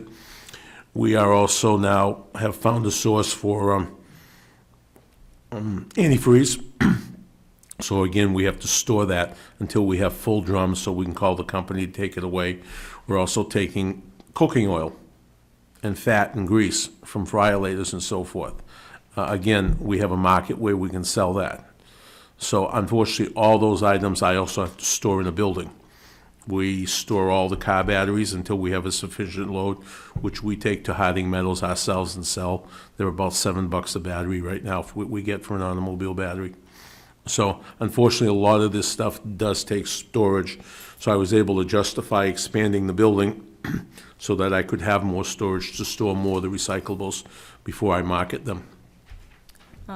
Then along the same lines, when you talk about extending your concrete wall because you need more space because of more building materials, et cetera, could you maybe Hopefully try I'll- to get impact fees for that? Hopefully, I'll be able to justify it and use some of that impact fee money in the future. Right now, I currently have, I think we had about 40,000, Somewhere along those lines, yeah, maybe a little less. and I'm gonna spend about 25 of it this year with the building addition. I still have electrical, the concrete floor to pour, and the overhead door to install, but otherwise, we were going to be returning it. Under the law, we can only keep impact fee money so many years, and if we don't spend it, we have to return it to the builder or developer with interest. And personally, I had a problem with that, knowing that the builder built the house, paid us impact fees, figured it into the cost of building the house, and then we end up giving it back to him. Unfortunately, it doesn't go back to the owner that bought the house. So it merely increases his profit margin. And I was going to ask you what the new building was for, so that was a two birds, one stone question. Further discussion? On some of these long-term planning, I completely understand it. I think you really set it out for us. Is some of that warrant article information, or is that tax impact? Well, I think we've discussed warrant article. Clearly, things like the new truck, extending the canopy, more concrete work would more than likely be warrant article as opposed to just included in the budget. They're really, particularly the truck is a big step for the town of Deerfield, but none of that has been decided, though. Rick's given us some basic schematics of what, he thinks we should look to do with the facility. I tried to outline to the selectmen what's happening in the industry. It's an ever-evolving industry.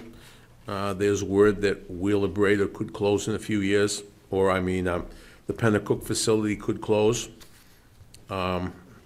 Don't know if there's any truth to it completely, but rising costs, their inability to supply. It's an interesting market. We supply them with trash that they burn, and then they turn around and sell the energy that they generate. So it's a nice market. We pay them to take the fuel, they burn it, and then they sell it and collect the profits. You have some strange fluctuations, too. I know one of the stranger addresses I gave at a town meeting was explaining to people that we were doing too good a job of recycling, and Pennacook was actually asking us to put used motor oil and tires in our main trash bins so the BTU count for the scrubbers in their smokestacks would work.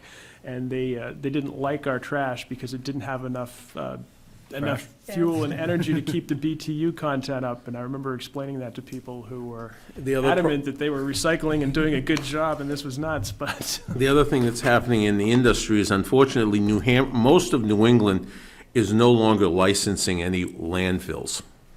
Basically, the three major landfills in New Hampshire are in Bethlehem, the waste management place in the Rochester area, and there's another landfill that's shared between Maine and New Hampshire up in the Ossipee area. Once they reach capacity, there will be, the state of New Hampshire currently says they will not license any future landfills. So we could be looking at 5 to 10 years moving trash to upper state New York, Pennsylvania. Pennsylvania is a major area that takes trash. I have a son that's in college down there, and we go by some of the large that once were open pit coal mines, and they're filling them with trash, lining them with rubber barriers, filling them with trash, and then capping them over, and then tapping them for the methane for fuel down there. But I can tell you, it's a 6-hour trip to where my son goes to school. I can't imagine trucking our trash. We already have all the mass trash coming up to go to Lamprey, to go to Rochester. So, I mean, the whole future of waste disposal in this country is changing rapidly. Never know what we're going to cover here at the Budget Committee. We could cover some pretty interesting stuff. Any further questions on transfer station? I think we've only. We've only moved the sanitation administration, so we have to vote on them one at a time. I have a bottom line number if you'd like me to. I would pull my second if you wanted to re-motion. I have a bottom line number Killing Ben here. of $461,035. And I would second that. And that includes everything, I assume. That's correct. It's my understanding. Do we have any further questions, comments, motions, et cetera, on the transfer station? I'm just not quite sure where you got that page, because mine goes right into animal control. Yeah, there's no page with 46135 on it. That's just a That's, culmination okay, of the subsections. okay. All right, I will Been call moved for a and vote seconded, yes. in that number. Actually, in the backup material, as Troy has just shown me, there is a There number is of that number. 46135. Thank you very much. Not that we dealt. It's not John on your with these official numbers. working budget, though. All those in favor say aye. Aye. Opposed? Seeing none, motion passes. Thank you very much. You're welcome. Okay, next I would move to Welfare Administration. Page 66. Shows up as general assistance. I would note that we have Denise Grieg here with us this evening who can answer specifics. But I would move the bottom line for Welfare Administration at $69,677. Second. Do we have any specific questions? Do we just want to, you just give us a quick overview? It's pretty much level Same. level funded.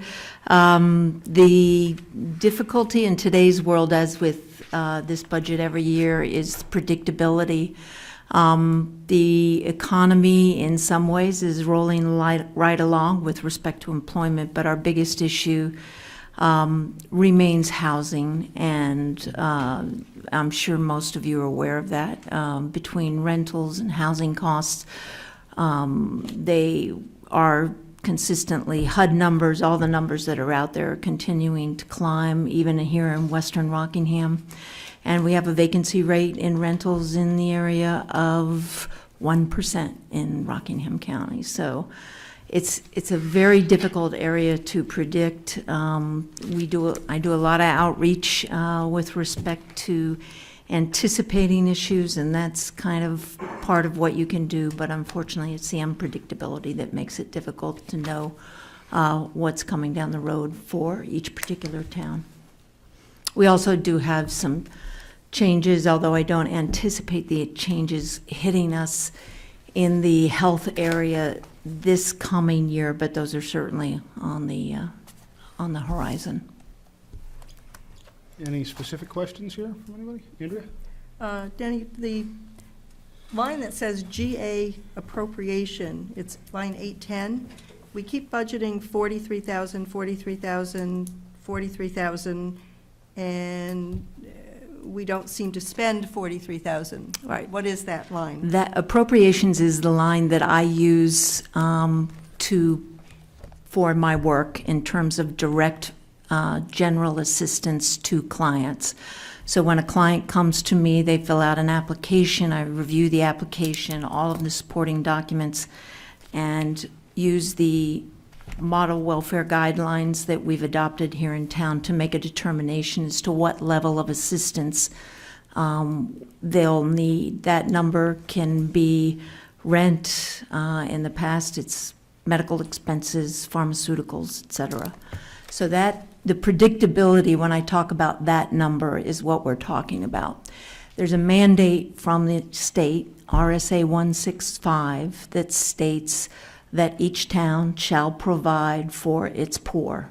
And so this mechanism of determining who is in need and what they need is what we do.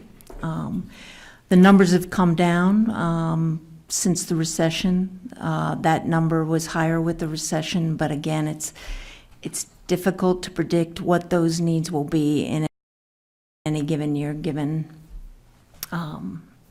whether it's could be a housing crisis within the town. It could be any one of a number of different things that pop up. And the fact is, as Andy will tell you, the board has to have that money. There is, if we don't budget for this, they have to find it. There's no limit on what the welfare administrator spends, literally. Andy? Yeah, and we've had a couple of good years, and I would say that Denny talks about the unpredictability, but a large part of this too is Denny's insight and dedication to this position and using all available resources before we dip into that fund. But very much so, a rather small house in Deerfield right now in pretty good shape with 3 bedrooms is probably around $1,700 a month, somewhere between $1,500 and $2,000 a month. If we have one family or 2 families that get in trouble, need a place to stay, need to heat it, need to pay electricity, maybe have some transportation costs, $40,000 is gone like that. Not to mention oil is going up all of a sudden. We've had a good couple of years, Yeah. but I assume have you started seeing any heating assistance coming in? I mean, Not yet. Quite a jump. Fuel assistance starts December 1st, so the key is to get to everyone early and make sure they're getting their application in. And we work with Community Action, and they're really good about getting that up and running. further discussion, questions on welfare? Tori? I'd like to know why the salary seems to be less for your, as a part-time employee. Am I reading that correctly? I have no idea. Doggone. We've I budgeted imagine it might, is it a, It's $100. 26. Did you guys and do- then I have no 25, idea. And then 25, like 100 less? we've budgeted 25,522 consistently for the last 2 or 3 years. And we've got 25,422. Mm-hmm. Yeah, I'm not sure why.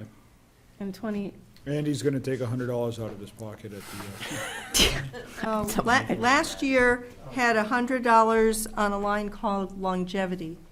okay. So That was. that's why this year's $100 less than last. And I apologize, Denny, I don't recall how many years you've been here, but we do longevity awards at 5-year intervals.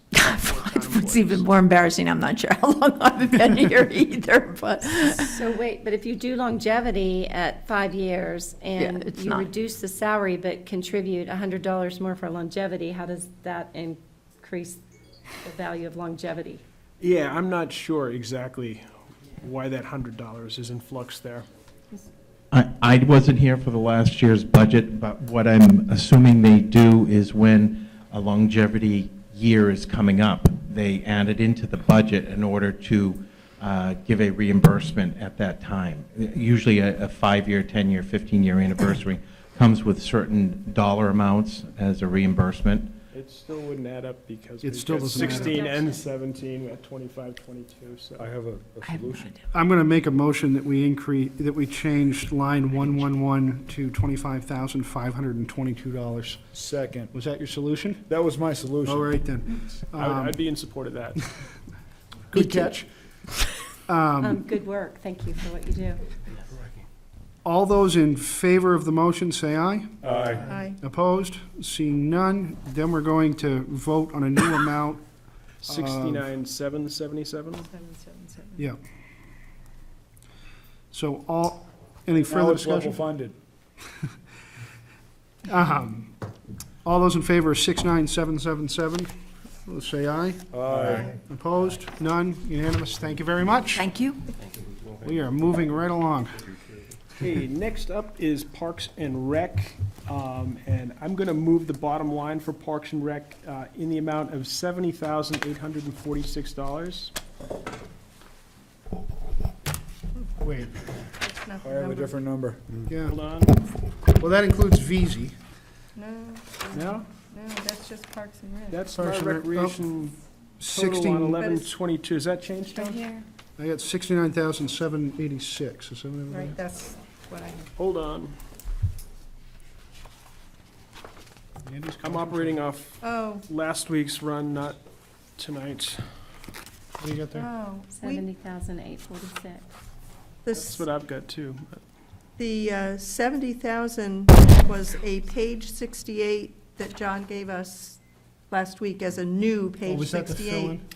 You know, there were like yeah. 4 pages? Yeah, the 12-4 number here is 69,786. So where's the difference, I guess would be my first question. It, You're right, that was a page Yeah. This was a, 68 add in. There's 1,000 missing. it was run on 11/22, but then on 12/4, we're back to the same number we had. No, that number's different too. Yeah, the full-time employee line has That's the changed. difference. 1,069.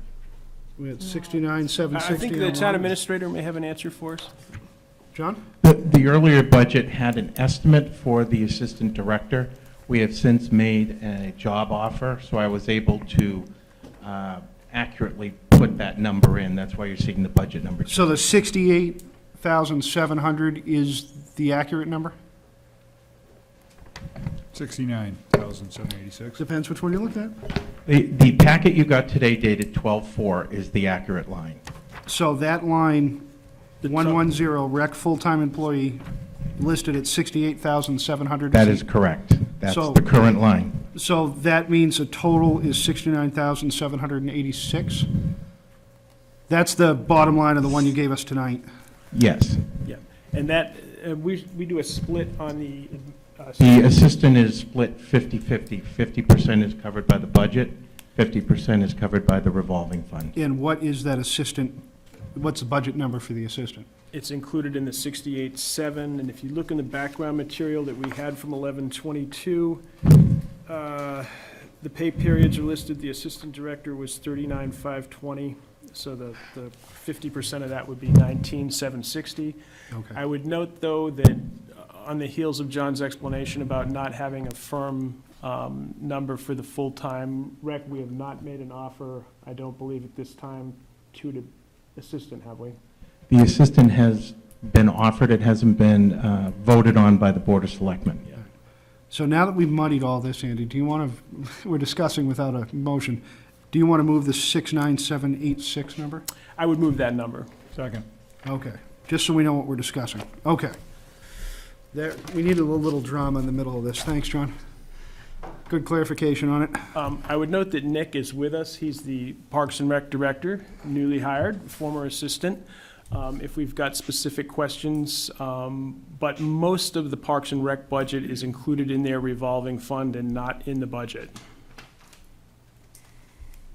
Zach? So I guess my only question is the supplies line, which is popped up this year for the 1080. Why are we not drawing that out of the revolving fund, or what is that 1080 It's a inclusive new, of? it's an additional line that we're proposing that we add this year. Essentially what it is going to be is it's going to be signage for seasonal events. So some of our larger things that we do, like the Hoop Classic, the Old Home Day, Tailgate Trick or Treat, things like that, we're going to use that structure, the signage structure that's on the other side of the road. Essentially utilize that with some signs. They're priced at $90 a piece, and we need 12 of them if we're going to double side them. So that's kind of something that we wanted to get out there, just so that we can have, and that would be essentially a one-time expense moving forward, because it's something that we'd store year to year and use over and over. Yeah, could I just? Yep. And one of the things that Nick mentioned there, things like Old Home Day, things like Tailgate Trick or Treat, these type of things. The expenses for these events come out of the revolving fund, but we don't, there's not a charge for anything other than the meal, for example, at Old Home Day, and the charge for the meal doesn't come close to covering the cost of the meal. So Parks and Rec is saddled with a couple or 3 or 4 large community events that they don't get any revenue into their revolving fund from, but that they're paying for out of their revolving fund. So the supply line with regard to the signs was meant to offset that a little bit. Answer your question, Zach? It does. I guess I have one other one, is the balance in the revolving fund. Obviously, it's not a source of revenue for the town, but, or for Parks and Rec, but is that fully expended every year? So all the revenue taken in is fully expended out every year, or is there a carrying over balance where that fund has accrued a sum of money? I can give you the balance for this year. The 2017 balance right now is $150,852. Expenses for 2017 to date have been $242,512. And the actual, the total revenue, total 2017 revenue is $292,509.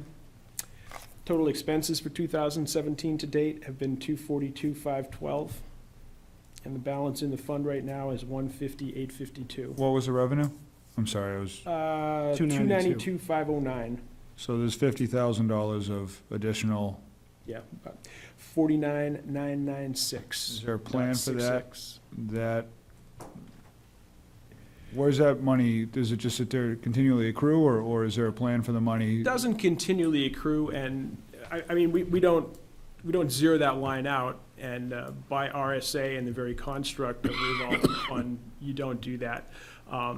Expenses roll from year to year in that. I'm assuming that Nick is doing things like the Celtics trip, baseball tickets for the Red Sox trips, the flower show trips, those sort of thing are bought in advance from that line item, but it is a true revolving fund. It's never, we never shut it down, zero it out, and start fresh over the course of the budget year or the calendar year. John, it looked like you were going to add something to that.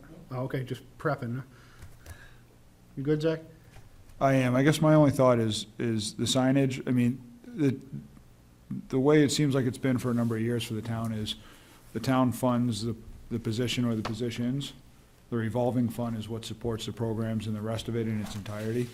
So, I mean, I'm inclined to want to see that 1080 go back into the revolving fund. There's I don't want to use the term of surplus, but there's $50,000 worth of unused revenue.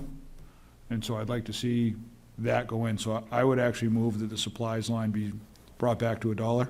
I second it. Well, that was quick. Of course, we were missing Mr. Second over there. Discussion on the supply line. Andy? I would just mention, I'm not sure of the absorbability of this. I don't assume that it will kill the Parks and Rec program, but we do saddle them with events that we expect them to pay for the supplies for, provide the labor for, that sort of thing, and don't give them any revenue to take care of that. We've also done things like in the past few years when the furnace failed here, and we didn't have any money in our other lines to get it, went to Parks and Rec and said we'd like a check out of the revolving fund, even though it has nothing to do with your programming, so we can heat the building. However, their And they did. program is sustained by Sustained, yeah. utilizing this building. It is, but nonetheless, we do hit them up for money, and All right, further discussion on the motion. All those in favor of the motion, let me just clarify your motion real quick. That was to reduce the supply line back down to $1, so you're taking 1,079 out of it, correct? Correct. Okay. All those in favor of a motion, say aye. Aye. Opposed? Nay. You got 2 nay on that one, Ben. Just, that was the first non-unanimous one in a while. I thought we'd catch up on it. Thanks again for taking notes. That being done, on the rest of the budget, do we have any further comments? Sorry? I'm uncomfortable with the new Parks and Rec director making $50,000. 2 years ago, we gave Joe Manzi a merit raise of $10,000, and he had been here a significant amount of time. I'm unclear why $50,000 for a new Parks and Rec director that doesn't come with any experience would be offered that amount. When I look at the police officer, we have 2 police officers, 2 patrolmen that make $43,000, 1 patrolman that makes $49,000. We have a librarian that makes $50,000, but we have a new hire at $50,000 for Parks and Rec. Andy? Yeah, I can tell you the rationale behind that, and it's really two-phased. The first phase is the responsibility of the position. I just gave you the totals on that revolving fund. They're over $200,000 now. 10, 15 years ago, the Parks and Rec director met with some concerned parents and put together Little League teams and a few other things. The program has grown tremendously. Nick is responsible for a number of staff members. He's responsible for vehicles now. As I said, he's responsible for more than $200,000 of revenue going through the program. He's also responsible for, we have 168 kids, I believe, in the after-school care program now. Nick is where the buck stops for the safety and handling of those children, which aren't up to 168 a day. Families choose different days, but on any given day, there are more than 100 children in this building, Monday through Friday, that are the responsibility of the Parks and Rec director. That's the first phase, and why the Board of Selectmen was, and just to give you an idea of how this process works, the Parks and Rec Commission conducted the job search with some assistance from the town administrator. They make a recommendation to the Board of Selectmen. The Board of Selectmen actually negotiates what is paid to be the town administrator with the person. We felt comfortable, given the level of responsibility, the budget numbers, the vehicles, the equipment, the employees, in using that number. I will also say that one of the things that became painfully aware to us was that we were not paying anywhere near a competitive salary for a person of Joe's time. And I would note that Nick does not come to us with no experience. Nick is a young man who's been in Deerfield for a little while, but he's got experience in other places, has a degree specific to the program, which were other things we looked at. But a number of candidates with, say, more than 10 years experience in the same town gave us their salary range, which we backed up quite easily. If you're working for a municipality, you simply pull the town or city report and see what they paid the Parks and Rec director last year and what they're paying him this year. $50,000, quite frankly, the board was happy that Nick agreed to the figure that we proposed. And I would just say that the hiring is not our purview. The hiring is the rec commissions and the selectmen's purview. We have the budget. That being said, do we have any further discussion on that? Do you want to? I feel it's overinflated because I'm looking at the patrolman, I'm looking at the librarian, I'm looking at a new hire who's not proven that what Joe was able to accomplish, we're assuming for a small amount less, this person will be able to accomplish. But we don't know that. I'm uncomfortable with that amount. Andy? As the selectman who had a hand in putting that number where it is, I can say that, I can make no guarantees about what the future holds for Nick, but we were comfortable with the number that we used. I have another question in a different vein, just on the supplies, gasoline, and maintenance and repair. I assume we take all of that out of the revolving fund then if we have That does come out of the revolving fund. Okay. Just for more uses of the revolving fund. Further questions, motions, et cetera, on the rec? Mr. Chairman, do we ever discuss the revolving fund? Like charges that go in there and whatever? Because I have a concern about us subsidizing a daycare program that uses all this space and we don't make a charge for it. I mean, we do have commercial space in the building that has a rental value. Why should we be supporting, 168 children who aren't paying, I guess, a fair share, maybe? I mean, I don't know, because I don't know how the fees are established. I don't know. I'm going to send that one to Andy first, Zach, unless you wanted to. Yeah, I don't have a fee structure with me. The fees are readily available through Parks and Rec for any of their programs. That's available on the website, available. I would say we're not subsidizing by a town the program. I think if we have 160 kids going to the after-school, and my kids have used it ever since I moved to town. I thought it was the best thing since sliced bread when I moved to town.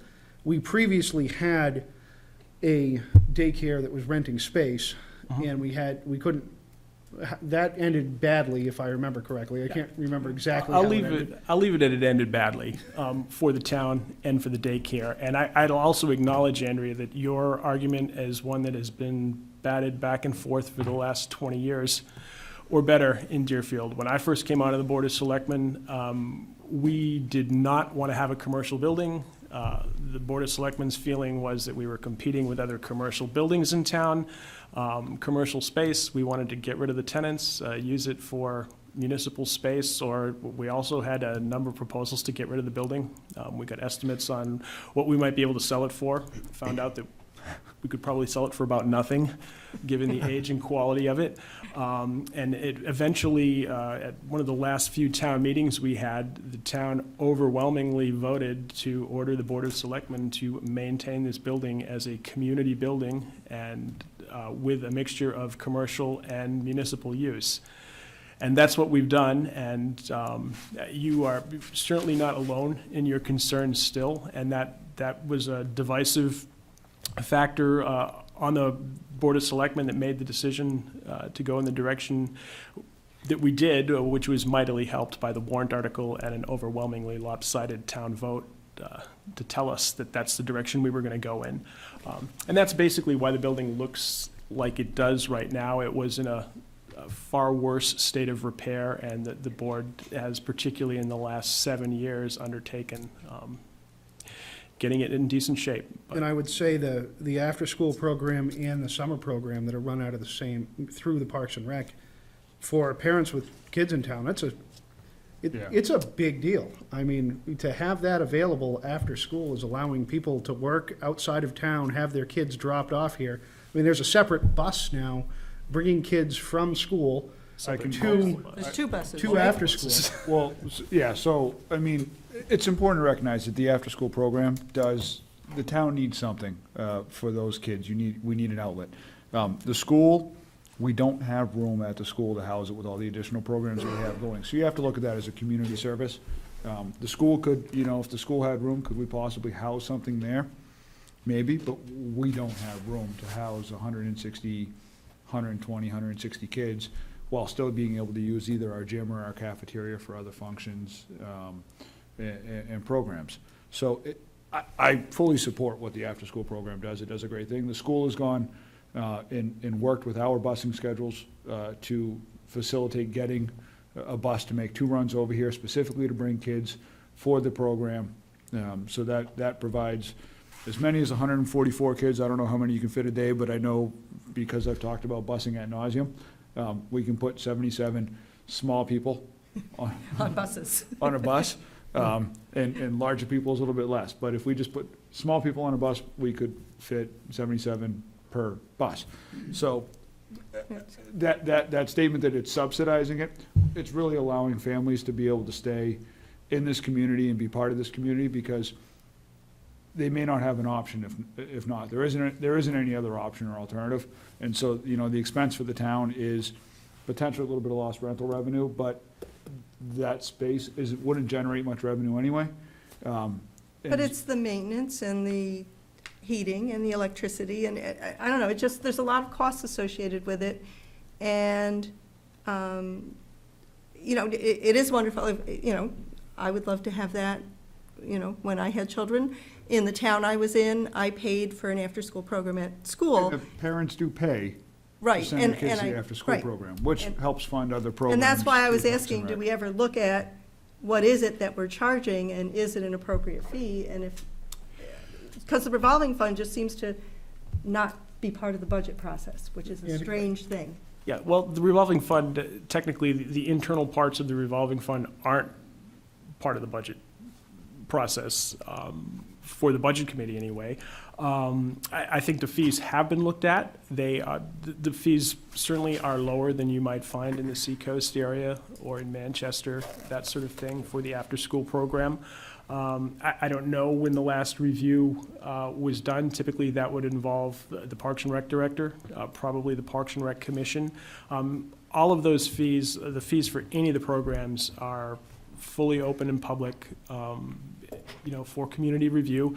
I will say, as a selectman, the one thing that has generated more calls to me than anything, including Northern Pass or suspected police wrongdoing or anything else, has been concern that something might happen to the after-school program when we've talked about it aggressively in terms of budget, or the selectmen have talked about it in terms of commercial space versus municipal space.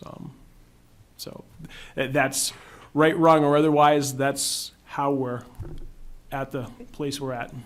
Thank you for adding the bus, by the way. That cut my kids' bus time Oh, by no, like no. 45 minutes. We did not add a bus. No. Or reconfigured buses. We're opening a big can. Yeah. Appropriated buses. Sorry, we'll stay on this one. Yes. Yep, sorry. Okay. Rec, you're right. Let's not leave our purview. Anything else on rec? Seeing none, all those in favor say aye.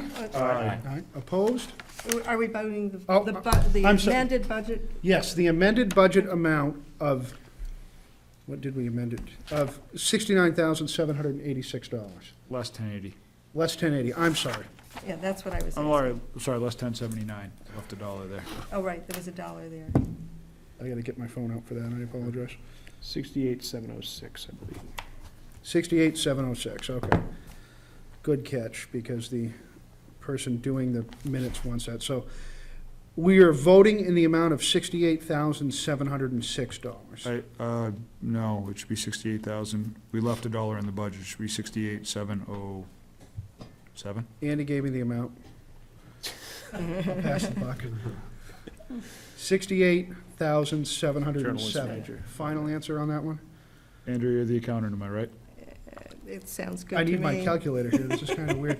All right, So we'll get a buck in the line. all right. Yeah.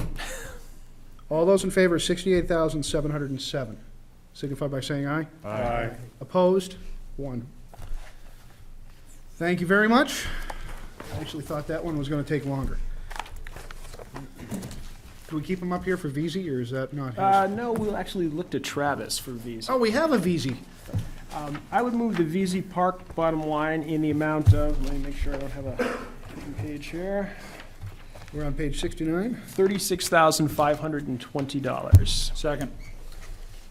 Been here for a long time today. I would notice that I would recognize Travis, who's the chairman of the VZ Park Commission, one of 4 commissioners, I believe, Travis? Right now, we're at 4, yes. And one of the few that complies with the original edict that to be a VZ Park commissioner, you have to live within 2 miles, I believe, of VZ Park. Yeah, myself and Don Boyle, the two that are close enough. Unbelievable. Do you want to give us a quick overview? It's written into the deed, actually. Yeah, I'd be happy to. Our main focus this year was was on personnel.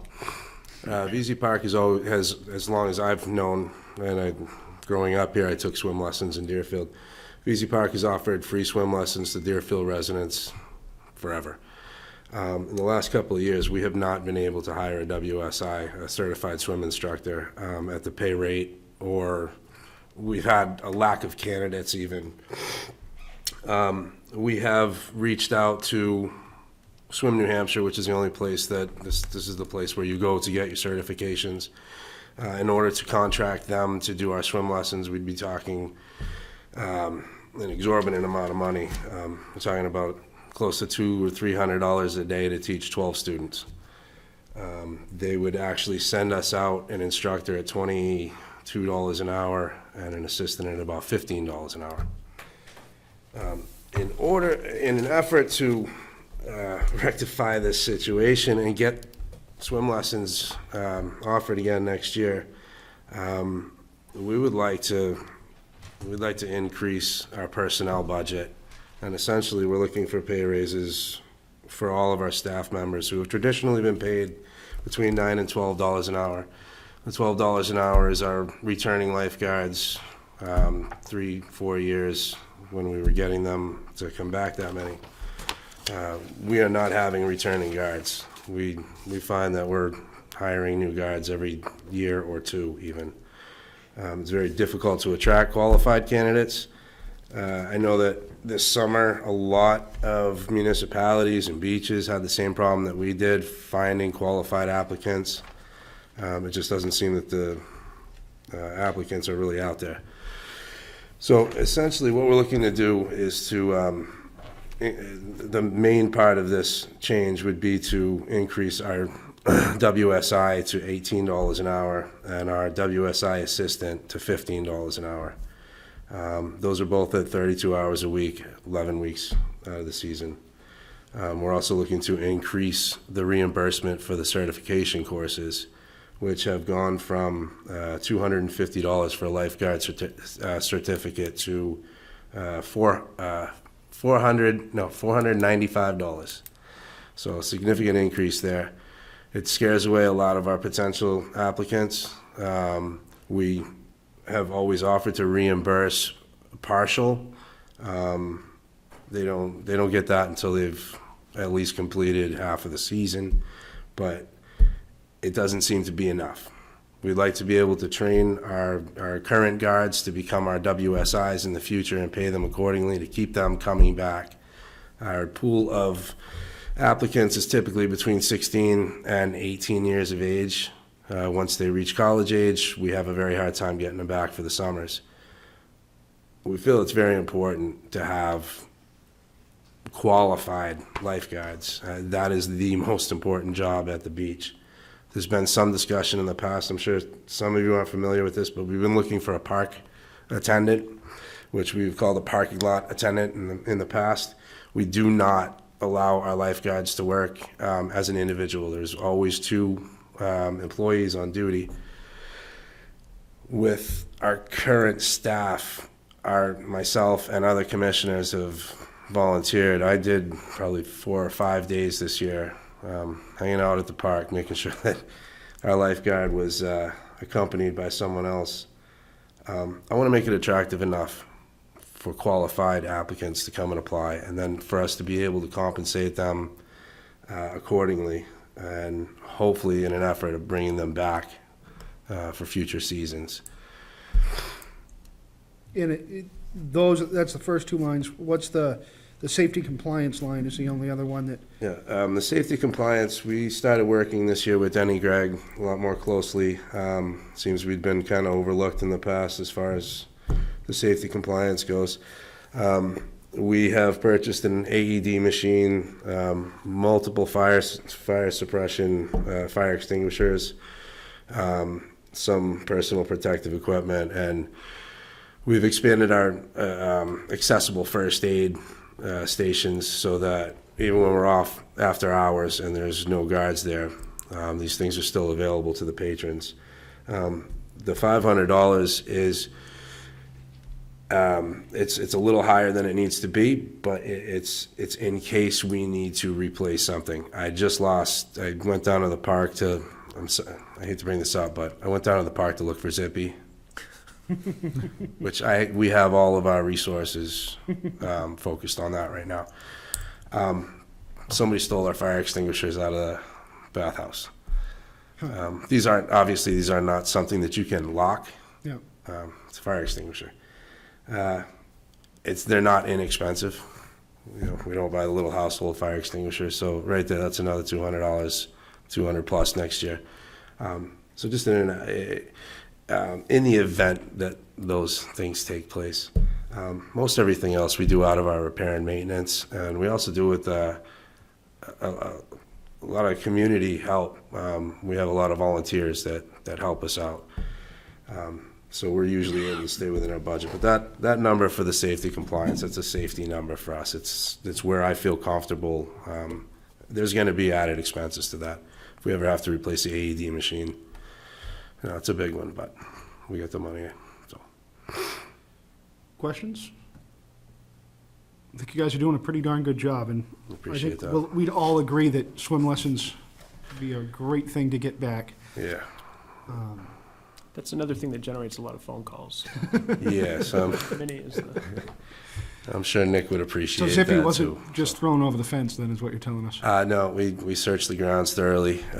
He is not on the grounds, but we got our ears to the ground. We'll see if we can come up with something. Call in the helicopters from the state police. Organize a full search party. We're just using whatever resources we have as VC Park. I would just like to mention, we did receive, I can't say enough about this, we did receive a very generous donation from a resident, longtime resident. And that money is something that we're going to be using for capital improvement. It's not something that we're going to spend any of our budget money on. We're not. Do you have any plans for capital improvements? Yeah, we have, there's a lot of things that need to be done. There's projects such as the erosion control.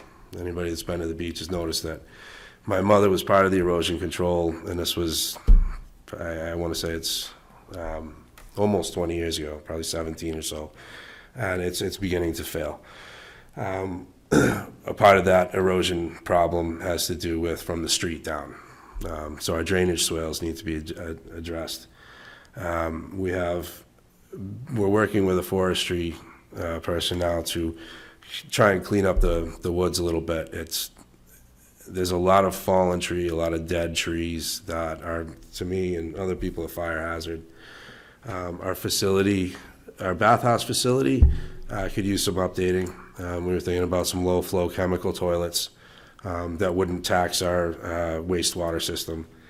And our guard shack is in serious need of overhaul. We've re-roofed it a couple times. We've plugged up holes. We've put new locks on it. It's not a secure building. It's not completely watertight either. So those are some of the things that we've been looking at. That, adding a larger gathering area, a possible gazebo type structure if it's raining. We've been throwing around a lot of stuff, a lot of different things. A lot of the stuff we've been doing on our own. The landscaping, for example, we've been with donations from Piney Woods. We've been able to add some landscape plants and just kind of dress the place up a little bit. So I think with that money that was donated, we'd like to look at some of the bigger projects that we don't really feel. We feel that they need to be done, but we don't want to ask the town for that kind of money. So I think that money would help to offset some of those costs. Excellent. Further discussions, questions, motions? Seeing none. Come on, I've been here for hours. Nobody's got another question. You have been here for a One. while. I've been learning, though. It's fun. All right, we'll vote on the amount of $36,520. All those in favor say aye. Aye. Opposed? None? Unanimous? Thank you for coming in. Thank you all very much. All right. Moving on to the library. I would move the library bottom line in the amount of $105,988. Second.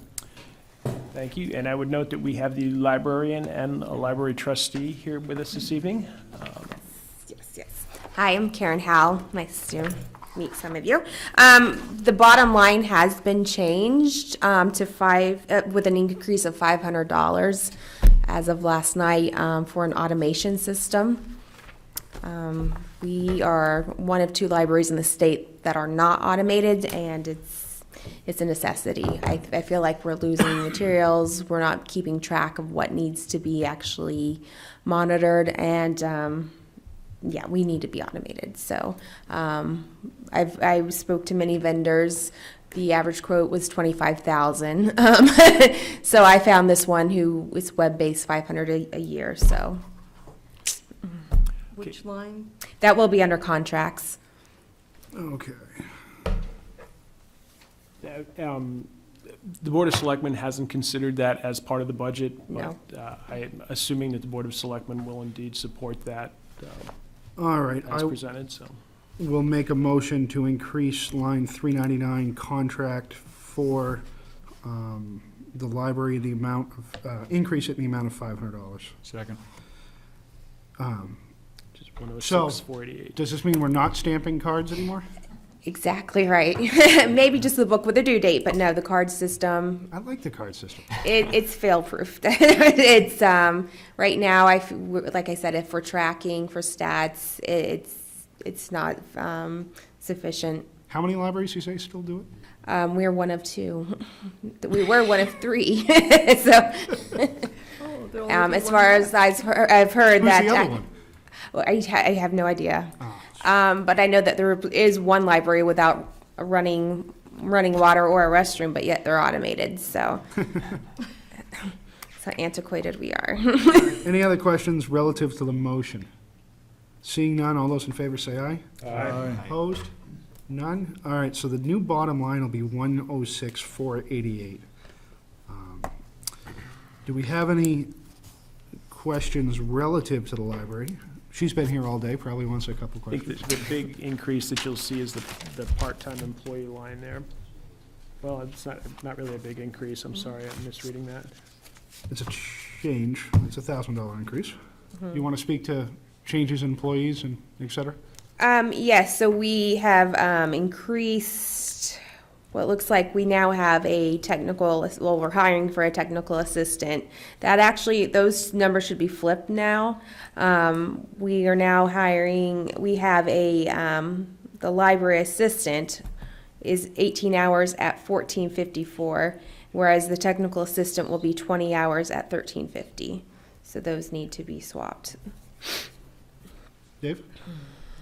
No. Oh, put your hand up, thought we had a question. No, I'm just, Stretching his noodle. Trying to stay awake. All right, well, we're moving. I mean, we've got through it quicker than we have Make some my years. part quick tonight.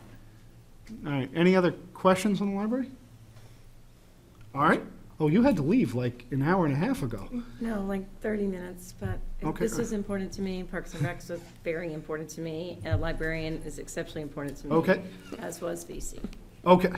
I'll call the vote then in the amount of $106,488. Say? No, I'm, Okay, all those in favor say aye. Aye. Opposed? None? Unanimous? So you're going to miss the Conservation Commission, but thanks for sticking around. I'm supportive of them too. I'm so sorry. Moving on to the Conservation Commission, I would move the Conservation Commission bottom line in the amount of $3,051. Thanks for coming in, Eric. Could use a second. second. Thank Sorry. you. I would note that Eric Berglund of the Conservation Commission is with us this evening, and I'm sure would be happy to answer questions and give an overview. Sure. Let me just give you, I'm not sure if everybody knows what we do in the Conservation Commission. We have members right now, I think it's 6, and our max is 7, so we're looking for one more. The basic job for the Conservation Commission is for the proper utilization and protection of natural resources and for the protection of watershed resources of Deerfield. And that takes on a lot of different activities. Everything from conserving land, open space, to being the receiver of impact permits, wetland impact permits from the state. And we are involved at different levels of involvement depending upon the severity of the impact. The impact isn't necessarily bad, I mean, but when you build a house and there's wetlands involved that are impacted, that's got to be dealt with. And It looks like the major change here is the secretary lines going up. right, we have a very accomplished secretary who has been helpful in a lot of the background work that needs to be done, and has taken this off the volunteer shoulders. This year, Northern Pass has been a major work deliverer to everybody, a lot of people, but in particular, Judy Marshall has been helping us very much in that regard, and I think it's going to continue. That piece will continue. We're going to hear a decision about this in end of February, but it won't. Many people are saying it's not going to be over.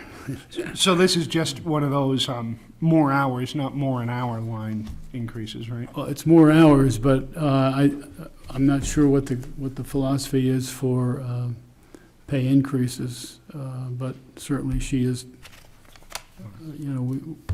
we're not gauging that as an increase. This is more hours. Now, it may turn out if there is an increase and it comes down to everybody, that would mean fewer additional hours out of the 200, right? The other increase has to do with members. Meetings and seminars. Meetings and seminars, right. We've had a $50 amount in there for years. Anybody going to meetings, typically, it was always a volunteer, and people picked up their expense. We've recently had two good members join us. They're all good members, but two very good ones. One is Ben. And so with that, we took a look at that and said if there are opportunities to go, there's typically at least 2, perhaps 3 meetings a year. One is the New Hampshire Association of Conservation Commissions. Another one has to do with saving special places in the spring, and has to do with the conservation side, protecting open spaces. And so these are skills and experiences that we need to have on the board to carry on the work that we're doing. So, and back to Judy, there's one more thing. I can't give you all the details, but there's at least 2 more conservation easements that we'll see in 2018. There's administrative work that has to happen with lawyers and so on, and this is additional to what Judy does, so that's another piece of work. So, any questions? I'm happy to try and answer them. Do we have any questions for the conservation swing? All right. Seeing none, I will call for a vote in the amount of $3,051. All those in favor say aye. Aye. Opposed? None. We are now done with the town stuff until you guys change it. How done is this? This is a preliminary done, right? We made our first run through. Okay. Well, you're doing well. I remember what it was like way back. Thank you for coming in today. Mr. Bergman was fine. on the I'm happy budget to be committee here. for a good long time when I arrived in I town. know, 'cause I actually hit him up at Trick or Treat to see if he wanted to come back, and it was a pretty firm no. It'd take a lot. budget By the way, committee's I wanted to ask, there's 11 members, right? So who is not here tonight? We're missing Verville and Spillane and Dubianski tonight. All right, thank you. Thank you.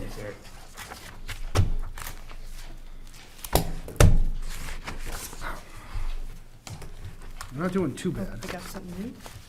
Oh, this is the thing that you.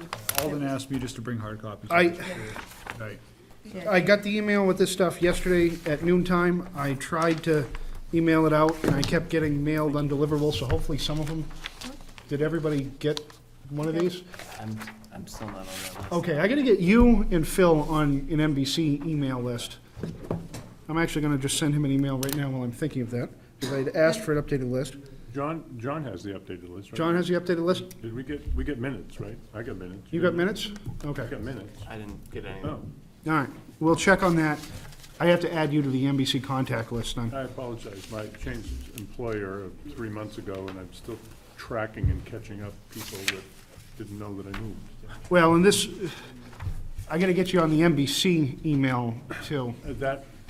I don't want to speak ill to technology, but I have a difficulty with that, so. I'm having a real difficult time sending these all out, because I went and typed everybody's name in, and I didn't put Town of Deerfield, I didn't put New Hampshire after it, so they all bounced back, so I had to go back through and update everybody's address to Town of Deerfield, New Hampshire. So hopefully they're working now. But do you just want to speak to what you just handed out? This is basically just some background information that was requested. There's some more information from previous requests. The SAU is working with Concord High School just to kind of tweak a little bit. One of the questions was the tuition numbers for this year and what we were using. That $12,029 number, which you're going to see in our budget, is the number from CHS, and assuming that their MS-25 is approved by the state, then that will be our tuition figure for the year. Outside of that, again, last couple meetings we have been in between school board meetings. The school board still has not met yet. We meet tomorrow night. If anybody is interested in coming, it will be a long and monotonous meeting, I am sure. The last meeting we had ran till, I think, 11 or 11:30 at night. So if you feel like coming down and burning the midnight oil with us, we will be at the school in the library. Are we relatively close to completion? I feel like tomorrow, hopefully, we will be able to batten it, button it all up. But again, it's at the will of the board as to if we do. Hopefully we will. So, on Saturday, I will be able to give a better update, because I'll obviously know what we accomplished during the meeting, and then we can take it from there. Excellent. Questions? School haranguing? No haranguing of the school board tonight. That is a welcome change. I don't think we have any old business. Andrew? Mr. Chairman, yeah. When John sent out the draft minutes, and I just want to clarify this, he said, if you reply, which I did. Dubianski. Yes. It'll only go to me and to John Harrington, and I guess to you. I guess. Because he didn't want it to be a, ad hoc meeting or something. And so I read the law about, sequential, communications and whatever. I just want to make sure I understand what I'm allowed to do. Like if I had replied to Zach about this information he supplied, I would think that would be prohibited under the law because we'd be communicating about something outside of a public meeting? As long as you're not making a decision and a quorum of you are not reaching a decision via email, that sort of thing, I think that's sort of the seat of the pants rule for how you can correspond. And that's why we're keeping it on the NBC. That's why we have a separate NBC email for that. I was just so surprised that John was being so careful just sending out draft minutes. I thought, well, gee, maybe I can't talk to anybody. It is the reply all function of your computer that can get a committee in trouble, because the moment it is sent out, replied all, a conversation starts, there's a quorum of members in that conversation, you are now conducting a business outside of public. And so. No, I was impressed with Dubianski on that as well. That was a good thought. So I'm just glad he kept those notes, too. That really bailed us out on a long meeting. Right? Yeah. And I did have one other question, because I'm still kind of anal about the FICA and the Medicare piece and whatever, because I try adding up all the salaries. Again, this is kind of like relative to the whole budget.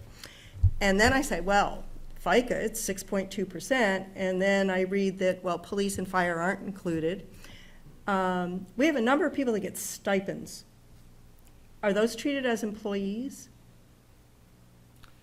Depends on what basis you're talking. These people that get $1,600, $1,400, $1,500. We consider them, we consider firemen, for example, that get stipends, employees for the purpose of workers' compensation. Yeah, I'm talking more like cemetery board, selectmen, all those people. Do you just get a flat $600 check? Or do you get to? No, there is. Do you get salary? You're an employee. There's withholding because. Yeah, well, I think you should be an employee. That's where I'm going. But some of the people, I'm not sure if they are. And I was wondering, do we send appropriate 1099s? Anybody gets more than $600 as a non-employee? I know that I get $600 and I get a 1099. Oh, so you don't get tax I get a certificate. W-2, I'm sorry, not a 10. You get a W-2, okay. I don't know, I guess after last year's little W-2 fiasco with the FICA, I'm a little bit gun-shy about whether in the past things have been done properly. And I would say that you can certainly I be know John wants to answer. you can certainly be gun shy, and I'll let John answer. But the first thing I would say is we've got the best estimate we've got in there, and that's what the budget committee has to run with. We rely on our finance manager and our auditors to try and prevent what happened last time around, and there was a pretty clear track to what had happened, and I don't think you're going to see it happen again. John's had the deer in the headlights, Yes. picked up the microphone about 3 times He wants now. to answer this. As to the FICA and Medicare issue that came up last year, that was specifically related to New Hampshire retirement. It was not part of regular salary or withholdings. As far as this year's budget for FICA and Medicare, I've already contacted our finance contract person. She is going to do a full review and give us accurate numbers for FICA, Medicare, health insurance to make sure everything's aligned properly. Part of the problem up to this date is we've had multiple positions in a state of flux without firm offers. The Board of Selectmen still has to approve 3 positions.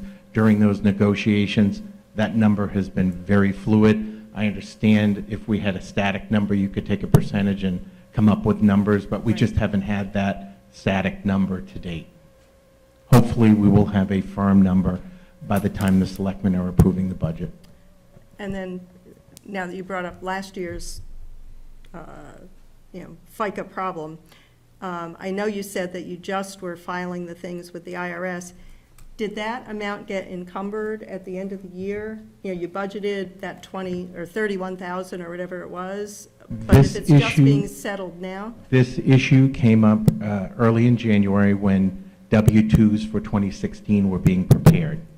At that time, the budget was not finalized. I brought the situation to the Board of Selectmen, and they increased the FICA and Medicare lines to accommodate this payout. Okay, so it's in the current year budget, and we're paying it in the current year? Correct. And if it doesn't get settled by year end, then do we encumber amounts for that? Or you're thinking it's settled? It's settled. We Okay. if for some reason there was additional expense, we take a look at the end of the year. Typically on a Friday afternoon, depending on the date, as to what we're going to encumber, and that is going to depend pretty much entirely on how much it ices and snows between now and the end of the year, irregardless of how unrelated that is to accounting and FICA and Medi. Thank you. All right. New business, I have 2 quick things. One, I just noticed Andrea came on after Ben, and we haven't got Ben a name tag. Can we get Ben a name tag? We also still don't have Ben listed on the website. Can we Or maybe We treat them like a regular class citizen. And he took the minutes He tonight. took the minutes. I was just looking there, like, Ben doesn't even get a name tag, and Andrea came on second. The other new business, we have a meeting tomorrow, Saturday at 9. Not tomorrow, Saturday. One thing I was thinking, and I was wondering what everybody else's idea was on this, about having the fire department make a spiel before citizens' comments. I'm just thinking we're going to have a lot of questions on the fire department, and I was thinking that might make things more streamlined. I didn't know if anybody else had a thought on that. I'm fine with that. Yeah, I'm comfortable with that. I think it would make more sense to have the fire chief present why before we have comments as to why we are doing this. So don't be surprised if I move things around and move citizens' comments to just after fire, and I'll make an announcement about that. Any other new business? No, just your date on your agenda for the Did next. I have the wrong one? No, the meeting after the Saturday one Yeah. got moved to a Thursday. Yeah, Thursday the 19th. The Yeah, 14th. 14th. And I don't know if anybody else prints those off, but. I don't. Following one as well was moved. Yes, we moved the 2 to the Thursdays. So it'll be 12/14 for the next following one when we're on the school stuff. Citizens' comments? Hopefully. We're on the school stuff. Nothing, Dan? All right. Motion to adjourn? You'll get it done. Second. All those in favor say aye. Yep. And we've recorded Thank you. I think I have. If I haven't recorded that, it's gonna be painful. Yeah, I just noticed that, Ben. I felt really bad. You didn't even have a name